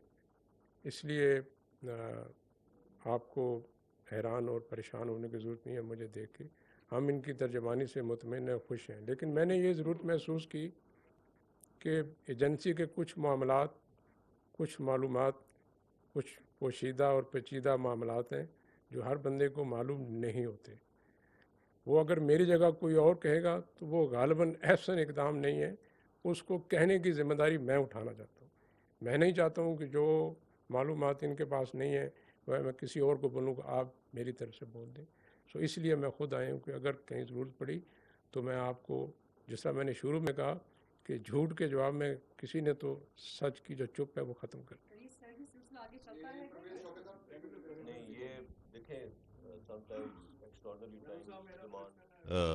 Extraordinary measures. So D G I کو یہاں پہ آنا اسی لیے پڑا کہ ایک بیک گراؤنڈ ہے جس کا انہیں بہت اچھی طرح سے معلوم ہے کہ کیا چیز کب کہاں پہ کیا کہا گیا اور کیا ہوا، اور ہر چیز کا ایک سٹوری ہے پیچھے. سو جیسے انہوں نے کہا کہ there are so many things that he can't share, but آج کل کی جو سچویشن ہے اور جس طرح سے ادارے کو، فوج کو بھی اور دین آئی ایس آئی کو علیحدہ سے ایک سمیئر کیمپین چلائی جا رہی ہے، اس لیے یہ بہت ضروری سمجھا گیا کہ ایز این ایکسٹراڈنری میئر ایک مرتبہ ہم دونوں بیٹھ کے اس چیز کے اوپر آپ کے سوالات لیں، آپ سے بات کریں اور قوم کے سامنے یہ واضح کریں کہ سچ کیا ہے، جھوٹ کیا ہے، فیکٹ، فکشن، ان چیز کو علیحدہ کرنے کی ضرورت ہے. اور جس بیک گراؤنڈ کے ساتھ ڈی جی ایس آئی کچھ چیزوں پہ بات کر سکتے ہیں، میرا نہیں خیال کہ میرے پاس اتنی انفارمیشن ہوتی ہے، اور آج اس وقت ضرورت تھی اس امر کی کہ ان کو یہاں پہ ہونا چاہیے. But this is not going to be a routine. This is what I have to share on this. دیکھیے جو آپ نے بات کی، میں یہاں کیوں آیا اور دوبارہ آؤں گا یا نہیں، میں نے آپ کو شروع میں کہا کہ میں ذاتی وجوہات سے نہیں آیا. آپ سب کو یاد ہوگا مارچ کے مہینے میں سوشل میڈیا پہ میری ذات کے خلاف جھوٹی اور غلیظ مہم چلائی گئی. مجھے ایجنسی سے بھی فون آیا جس میں انہوں نے بتایا کہ سر آپ کے خلاف یہ ٹویٹر پہ مہم چل رہی ہے، ہم کیا کریں. تو میں نے بولا کہ جب کسی ٹویٹ کے ری ٹویٹس 8,000 ملین سے بڑھ جائیں پھر مجھے بتائیے گا. اس سے پہلے آپ میری ذات کی فکر نہ کریں، جو آپ کو قوم نے، ملک نے فرائض دیے ہیں اس پہ توجہ دیں. سو میں آپ کی ذات کے لیے آنا ہوتا تو تب آ چکا تھا.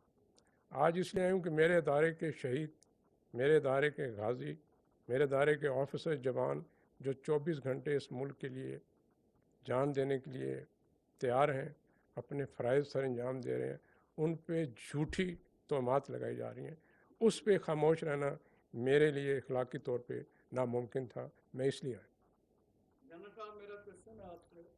پرویز شوکت میرا نام ہے، جنگ اخبار سے تعلق ہے میرا.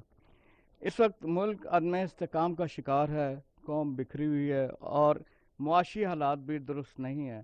ایسے حالات سے دشمن ملک فائدہ اٹھاتے ہیں کہ اگر خدا نخواستہ کسی طرف سے کوئی خطرات ہوئے تو ہم کہاں کھڑے ہیں؟ اگر آپ ملٹری خطرات کی بات کر رہے ہیں، ملٹری، تو یہ فوج دن رات اسی کام پہ مامور ہے، اور انشاءاللہ پاکستان کو جو بھی خطرات ہیں ان سے نپٹنے کے لیے ہم ہر وقت تیار ہیں. So you don't need to worry about that. یہ ہمارا کام ہے اور ہم کر رہے ہیں.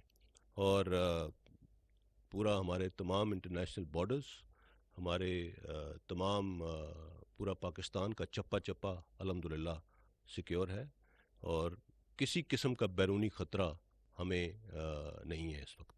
اور جو بھی خطرات ہیں، جو بھی چیلنجز ہیں، ہمیں ان کا ادراک ہے اور ہمارے پاس ان کا جواب بھی ہے. So please don't worry about that. You are absolutely fine. دیکھیں، جو پاکستان کا دفاعی نظام ہے وہ مضبوط ہے کسی بھی بیرونی خطرے کے خلاف، جس کا سب سے بڑا ثبوت یہ ہے کہ کسی نے آپ پہ بیرونی طرف سے حملہ کرنے کی سوچا بھی نہیں. کوشش کرنا تو ضرور کی بات ہے. کچھ نادانی ہوئی 2019 میں، شرارت، اس کا آپ نے جواب بھی دیکھ لیا. اکثر لوگ کہتے ہیں کہ پاکستان کی فوج ہے، اس کے پاس ایٹمی ہتھیار ہیں، اس کا ڈیٹرنس ہے، اس کا کیا فائدہ ہے؟ اس کا فائدہ یہی ہے کہ آپ کا دشمن آپ پہ حملہ آور نہیں ہو رہا، نہ سوچ رہے. اس لیے میں نے آپ کو شروع میں بھی کہا، deterrence of Pakistan is working every day. It is working 24/7 but it's not making a noise. Thank you. Assalamu alaikum, both of you gentlemen. It has been quite an informative and revealing press briefing indeed. میرے 2-3 سوال ہیں آپ دونوں حضرات سے. سب سے پہلے تو جنرل صاحب آپ کے آنے سے لے کر اب تک پاکستان تحریک انصاف کچھ ناخوش نظر آئی.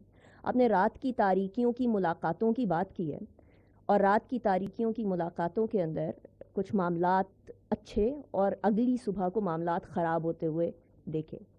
اس کی کیا وجہ ہے کہ رات کی تاریکی کے اندر ملاقات ہوتی ہے تو بات ٹھیک ہوتی ہے؟ کیا کوئی ہرڈل ہے؟ کیا کوئی ایسی رکاوٹ ہے جو آپ دیکھ رہے ہیں کہ تعلقات بہتر نہیں ہو پا رہے؟ دوسرا اس کے ساتھ ساتھ یہ جو ملاقاتیں چل رہی ہیں اس کے اندر ہم لوگوں نے ابھی کل ایک این او سی کے لیے ڈی سی اسلام آباد کو پاکستان تحریک انصاف نے اپنی نیکسٹ فرائیڈے کو جو آئیں گے اس کے لیے ایک این او سی مانگنے کے لیے لیٹر لکھا ہے. اس کے اندر اسپیسیفکلی سبجیکٹ میں لکھا گیا پیسفل پبلک گیدرنگ اینڈ سٹ ان. کیا آپ کے پاس اطلاعات ہیں کہ واقعی میں اور رات کی تاریکیوں میں بھی کیا اس بارے میں کوئی یقین دہانی کروائی گئی ہے کہ یہ جو سٹ ان ہے یہ پیسفل ہی ہوگا یا نہیں ہوگا؟ آپ کی اس پہ کوئی بات چیت ہوئی؟ جناب صاحب ہم لوگ Arshad Sharif D J I S P R ہم ارشد شریف کی وفات پہ بہت سارے سوالات سن رہے ہیں. حکومت کی سمت سے بھی ہمیں سوالات سننے کو مل رہے ہیں. جوابات بڑے کم ہیں, بہت کم تعداد میں ہیں. آپ نے جو سوالات اٹھائے ہیں بڑے پرٹیننٹ, بڑے امپورٹنٹ ہیں, لیکن ایسا لگتا ہے کہ ان سوالات کے پیچھے جوابات بھی کچھ حد تک آپ کو معلوم ہیں. آپ نے 4 نام لیے, خرم احمد, وقار احمد, سلمان اقبال جو کہ ARY کے سی ای او, اور عماد یوسف.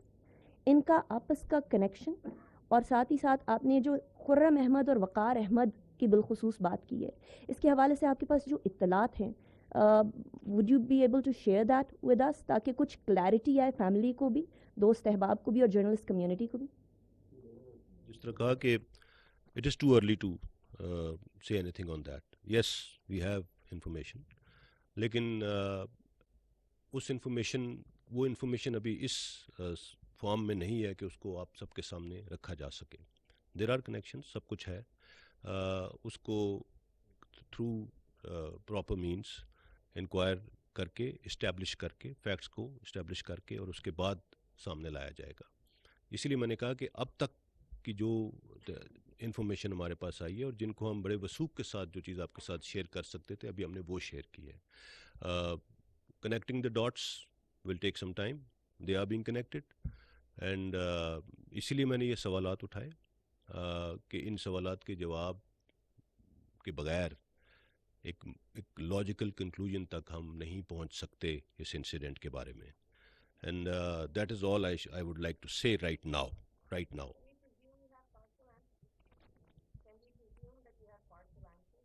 Yes, to an extent you can say that.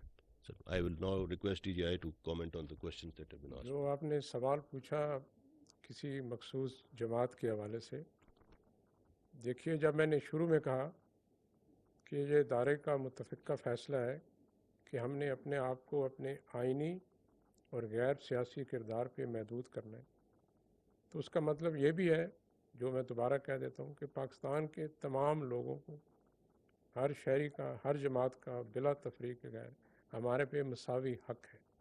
اس لیے یہ نہیں ہے کوئی بھی جماعت کل آئینی طریقے سے حکومت بناتی ہے تو ادارے کا فرض ہے کہ اس حکومت کی ریاست کی خاطر آئینی حدود میں رہ کے مدد کرے. ہم یہ مدد کرتے رہے ہیں اور کرتے رہیں گے.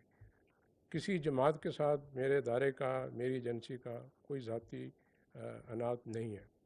یہ دوبارہ دہرا دیتا ہوں. اور جس جماعت کا آپ نے نام لیا اس میں میرے غالباً ذاتی دوست باقی جماعتوں سے زیادہ ہیں.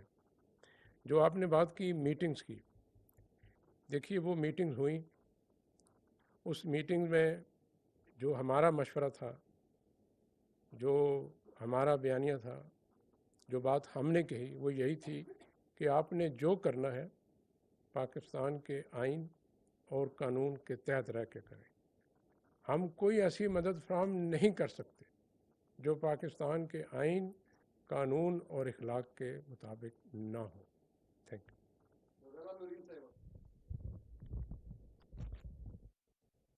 السلام علیکم سر, غزالہ نورین, سنو ٹی وی سے. سب سے پہلے تو سر آپ نے 2 دفعہ ذکر کیا شہداء کا, پاک فوج کے شہداء ہوں, ISI کے ہوں یا تمام قانون نافذ کرنے والے اداروں کے, جتنا بھی پروپیگنڈا ہو جائے, جتنا بیانیہ بن جائے, ہم بحیثیت قوم نہ صرف ان کی قربانیوں کو تسلیم کرتے ہیں بلکہ ہم انہیں اس پر خراج تحسین بھی پیش کرتے ہیں.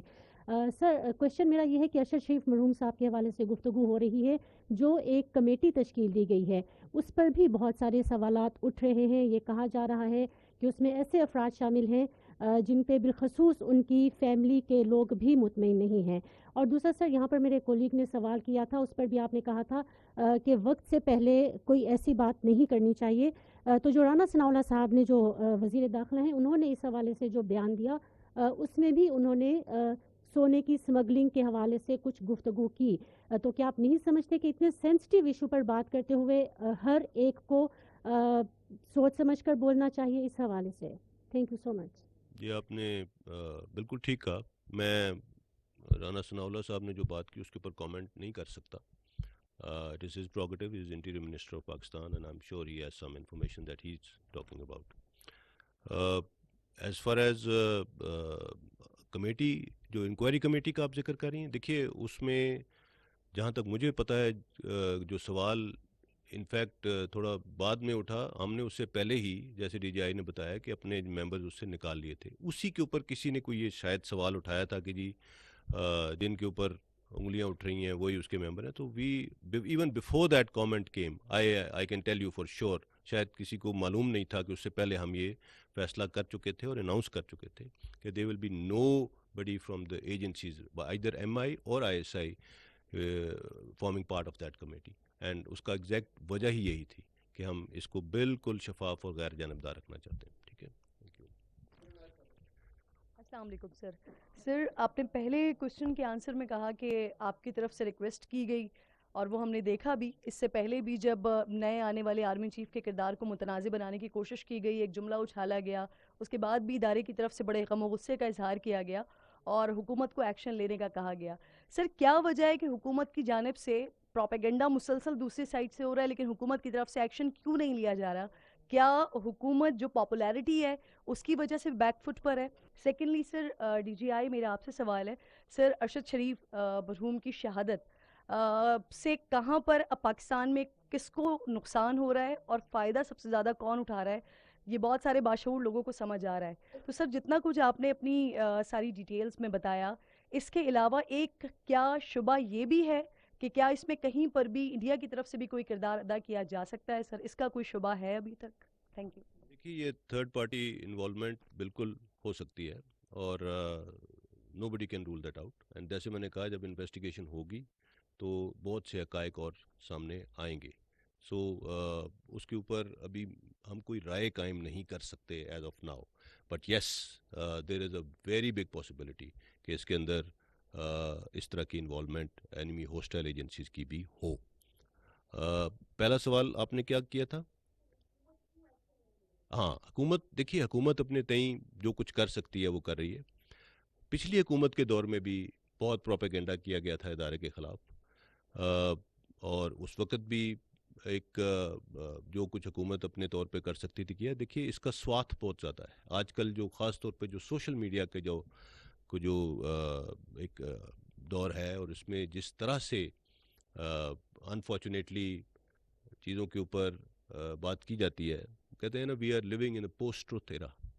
سو ہاف ٹروتھس کو, فیکٹس کو توڑ مروڑ کے, اوپینینس کو, اوپینین آج کل ایسے لگتا ہے کسی کا ہے ہی نہیں, and everybody has his own facts. That is how things are working today. And unfortunately we don't have any regulations in our country as far as social media is concerned.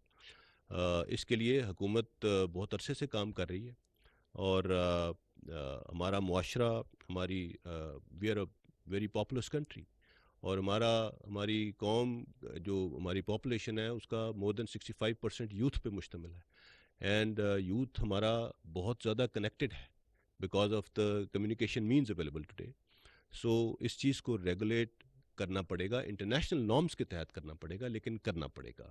Otherwise کوئی حکومت اپنے resources کے اندر اس طرح کے propaganda machine کا مقابلہ نہیں کر سکتی, بیکاز ان چیزوں کے لیے آپ کو بہت ریسورسز چاہیے ہوتے ہیں.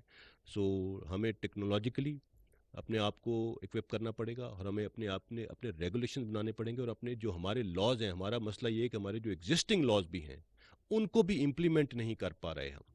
سو اس مد میں بہت کام کرنے کی ضرورت ہے. That is what I feel about it. Would you like to say anything? دیکھیے، جو شہید ارشد شریف صاحب پہ تحقیقات ہو رہی ہیں، میں یہی درخواست کروں گا جب تک وہ تحقیقات کسی منطقی نتیجے پہ نہیں پہنچتے ہم اپنی رائے محفوظ رکھیں.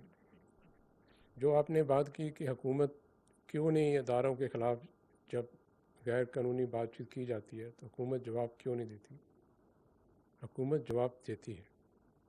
آپ نے کچھ دن پہلے دیکھا کسی کانفرنس میں اداروں کے خلاف غلط نعرے بازی کی گئی اور غلط زبان استعمال کی گئی. اس کی مذمت وزیر اعظم پاکستان نے بھی کی، اس کی مذمت وزیر قانون نے بھی کی، اس کی مذمت جو ہمارے خارجہ کے وزیر ہیں انہوں نے بھی کی، اور جو پاکستان کے سابقہ صدر ہیں انہوں نے بھی کی. سو میں یہ کہنے کی پوزیشن میں نہیں ہوں کہ حکومت اس کا جواب نہیں دیتی. وہ جواب آپ کی مرضی اور منشا کے مطابق ہے یا نہیں، یہ ایک الگ سوال ہے، لیکن میں یہ نہیں کہوں گا کہ حکومت دانستہ خاموش ہے. Thank you.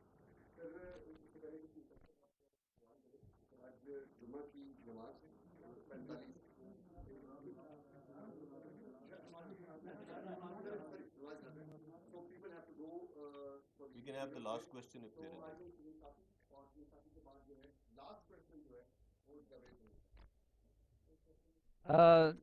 پہلا سوال تو D G I S P R صاحب آپ سے ہے کہ اس سے پہلے بھی درجنوں صحافی ٹرائبل ایریاز میں، سوات میں اور بلوچستان میں، کراچی میں وہ قتل کیے گئے. آج تک کسی ایک کے بھی قاتل نہیں پکڑے جا سکے. دوسرا، جو سب سے ہائی پاورڈ کمیشن بنا تھا وہ میرے خیال میں حامد میر کے کیس میں بنا تھا، لیکن آج تک ان کی فائنڈنگز وغیرہ سامنے نہیں آئی. تو اس لیے لوگ جب یہ کمیشن وغیرہ کا اب ارشد شریف شہید کے بارے میں سنتے ہیں تو لوگ اس پہ یقین نہیں کرتے. تو ایک تو میرا سوال یہ ہے کہ کیا آپ ہمارے ساتھ اس مطالبے میں اپنی آواز ملائیں گے کہ جو حامد میر یا اس سے پہلے اسد طور اور ابصار عالم وغیرہ کے واقعات ہوئے ہیں اور سلیم شہزاد کے، اس کے فائنڈنگ سامنے لائے جائیں. دوسرا، ان میں جو کمیشن ہے اس میں سی پی جے جیسے عالمی اداروں کو اور پی ایف یو جے جیسے اداروں کو اگر شامل کیا جائے اس کی کریڈیبلٹی کے لیے تو اس پہ آپ لوگوں کو تو کوئی اعتراض نہیں ہوگا. اور یہ جو پہلے میں نے آپ سے عرض چاہیں گے کہ ان کو شامل کیا میں جائے. ڈی جی صاحب ڈی جی ایس آئی سے بھی سوال کروں. ایک سر آج کل ایک لیڈر ہمیں کہہ رہے ہیں کہ جی لفافی ہیں اور یہ صحافت والے لفافے لیتے ہیں. آپ کی ایجنسی کے پاس سارے رپورٹس ہوں گے، تو اگر میرے بارے میں، باقیوں کے بارے میں آپ ہمیں، یعنی میری طرف سے بالکل ریکویسٹ بھی ہے، اجازت بھی ہے کہ ہم میں سے کون کون لفافے لینے والے ہیں اور کون کون نہیں ہیں.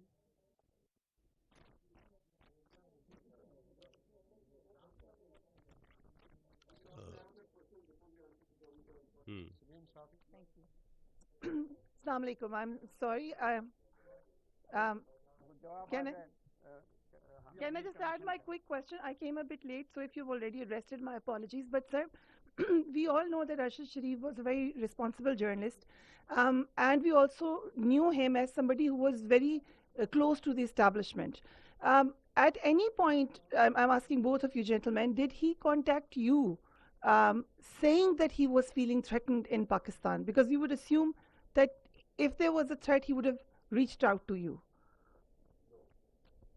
جیسے میں نے کہا کہ وہ ڈی جی آئی نے بھی اس سے پہلے یہ بات کی کہ ہمارے پاس ایسی کوئی انفارمیشن نہیں تھی کہ ارشد شریف صاحب کو پاکستان میں ان کی جان کو کوئی خطرہ تھا، اور میرے ساتھ انہوں نے کبھی کوئی ایسی بات نہیں کی.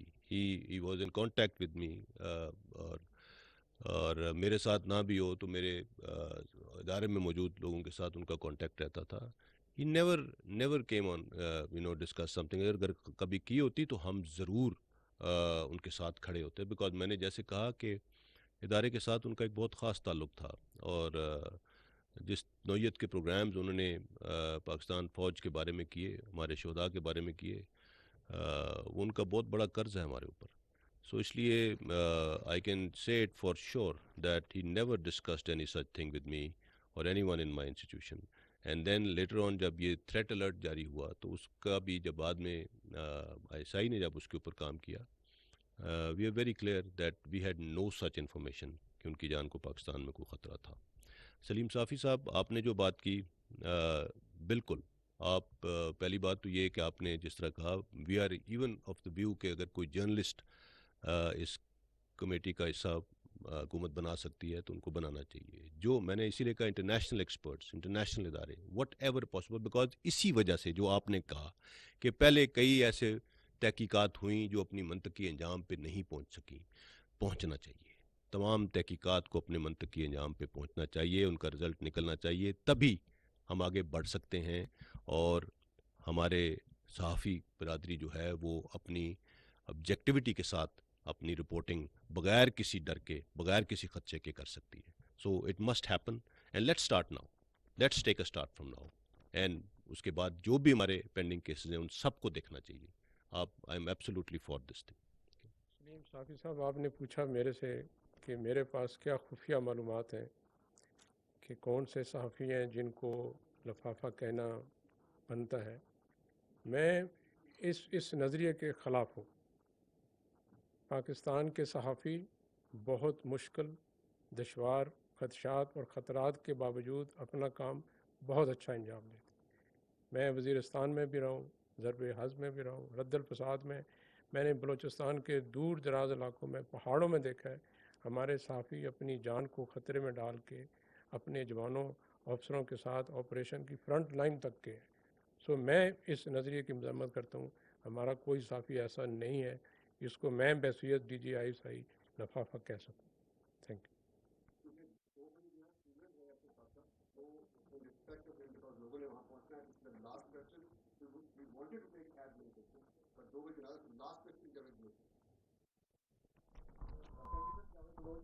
ٹیلی ویژن سے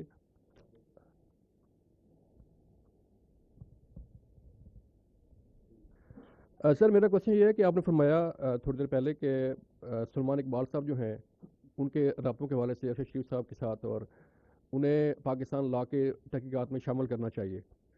تو عمران خان صاحب بار بار یہ فرما رہے ہیں کہ انہیں پتہ تھا کہ کیا تھریٹ ہے، ان کی جان کو خطرہ ہے اور میں نے انہیں باہر بھجوایا. تو کیا آپ سمجھتے ہیں کہ انہیں بھی جو ہے وہ ان سے بھی تحقیقات ہونی چاہیے؟ نمبر 2 سر، پوچھنا یہ چاہ رہا ہوں کہ کمیشن بن گیا، تحقیقاتی کمیٹی بھی بن گئی، تو آپ کیا سمجھتے ہیں کہ یہ تحقیقات کب تک مکمل ہو جائیں گی؟ اور DGI صاحب نے فرمایا کہ ہم نے اپنے لوگ جو ہے اس سے ودرا کر لیے ہیں. تو سر کیا کمیشن کو جب ضرورت پڑے گی کسی سٹیج پہ ISI کی، تو ISI کیا انہیں مدد فراہم کرے گی اس سلسلے میں؟ ہم نے اپنے انڈیویجولز اس سے ودرا کیے ہیں، لیکن اگر کمیشن کو کسی بھی صورت میں ادارے کی ایکسپرٹیز کی ضرورت پڑی تو ہر ممکن اسسٹنس دی جائے گی. اس میں کوئی دو رائے نہیں ہو سکتی. آپ نے جو دوسرا پہلا سوال کیا اس کے بارے میں پہلے ہی جواب دے چکا ہوں کہ انکوائری کمیشن نے یہ فیصلہ کرنا ہے کہ کس نے اس بارے میں کیا کیا بات کی ہے، اور ان سے اگر وہ ان کو شامل تفتیش کرنا چاہتے ہیں تو کریں.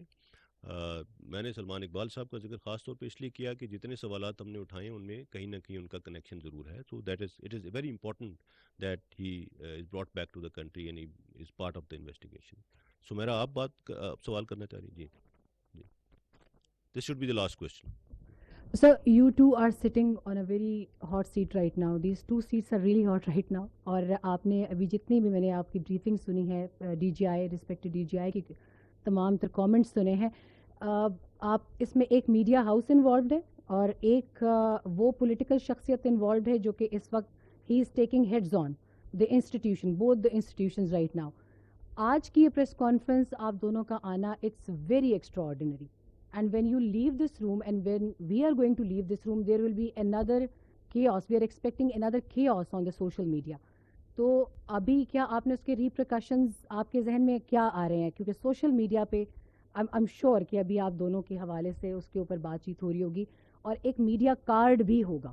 I hope you understand that کہ ایک میڈیا ہاؤس ابھی سے یہ کہے گا کہ ہمیں آج نشانہ بنایا گیا ہے، تو اس کے ریپریکاشنز کو ہینڈل کرنے کے لیے D G I S P R آپ ویری ریسپیکٹولی آپ سے میرا یہ ہے کہ آپ کے ذہن میں اب کیا ہے آگے کا لائحہ عمل، کیونکہ سلمان اقبال صاحب کا نام لیا گیا ہے، وہ باہر ہیں ابھی ملک میں نہیں ہیں، اور ان کی جو چیٹ کے ہم نے اسکرین شاٹس دیکھے اٹ شوز کہ he was directly involved with everything. Respected D G I, آپ کا آج یہاں آنا از obviously it was discussed by many and it was indeed a very informative session with you۔ آپ کیا سمجھتے ہیں، آپ کو بائی نیم پچھلے سال سے اب تک بہت نشانہ بنایا گیا ہے، تو ڈو یو تھنک کہ آج کی اس پریس کانفرنس سے آپ سیٹسفائی کر پائے ہیں؟ Because the youth is looking at you, جن کے آپ نے ذہن سازی کی بھی بات کی ہے، تو what do you think you were able to cope up with that impression as well? Thank you so much. میرے لیے میری ذات کی کوئی اہمیت نہیں ہے۔ اگر میری ذات کی اہمیت ہوتی تو میں اس سال کے مارچ میں آپ کے سامنے بیٹھا ہوں، اور آپ کو معلوم ہے جب سے میں نے یہ منصب سنبھالا ہے میں آپ لوگوں سے بہت کم ملتا ہوں، نہ ہونے کے برابر، اس لیے کہ مجھے اپنی ذات سے فکر نہیں ہے۔ آج جو میں آیا ہوں اس کی جو وجوہات ہیں وہ میں نے آپ کو بتا دی ہیں۔ آپ نے سوال پوچھا کہ یہاں سے آپ اٹھ کے جائیں گے تو سوشل میڈیا پہ بہت شور ہوگا۔ دیکھیے، قوم نے جن فرائض کا بوجھ میرے پہ رکھا ہے اس میں میرے پاس اتنا وقت نہیں ہے کہ میں سوشل میڈیا پہ جو جھوٹ فریب اور گلیز پروپیگنڈا اس کو دیکھوں، and I really don't care, کیونکہ جو قوم نے میرے پہ وزن رکھا ہے، میرے پہ فرائض منصبی ہیں، میری تمام تر توجہ وہ ہے، میری ذات نہیں ہے۔ Thank you. آپ نے کہا میڈیا کارڈ اور repercussions and every thing, obviously there is every action has a reaction, we all understand that and we are aware of that۔ جو آج ہم نے بات چیت کی، میں نے جیسے کہا کہ ہم نے کسی پہ کوئی الزام لگانے کی کوشش نہیں کی ہے، we have just brought the facts out and we have placed them in front of you and it is for you to connect the dots and it is for you to see who is playing a media card and who is running a smear campaign even in the wake of all the facts that we have given today۔ So یہ وہ چیزیں ہیں جن کے اوپر میں سمجھتا ہوں کہ ہمیں آپ کی سپورٹ چاہیے ہوگی، اب آپ اس کو آگے لے کے چلیں گے۔ ہمارے پاس جو ابھی تک تھا وہ ہم نے شیئر کیا، اور ہمارا فیوچر کا جو لائحہ عمل ہے وہ بھی ہم نے آپ کو بتا دیا ہے کہ we are only waiting for the inquiry commission and we have already said کہ ہم چاہتے ہیں کہ اس کو بیسٹ پاسبل ریسورسز دیے جائیں اس کمیشن کو، اس کمیٹی کو، اور بیسٹ پاسبل انوائرمنٹ دیا جائے تاکہ وہ اس کیس کو پوری طریقے سے انویسٹیگیٹ کر کے اس کو حل کر سکے۔ Thank you very much for being here today, we are really grateful, thank you.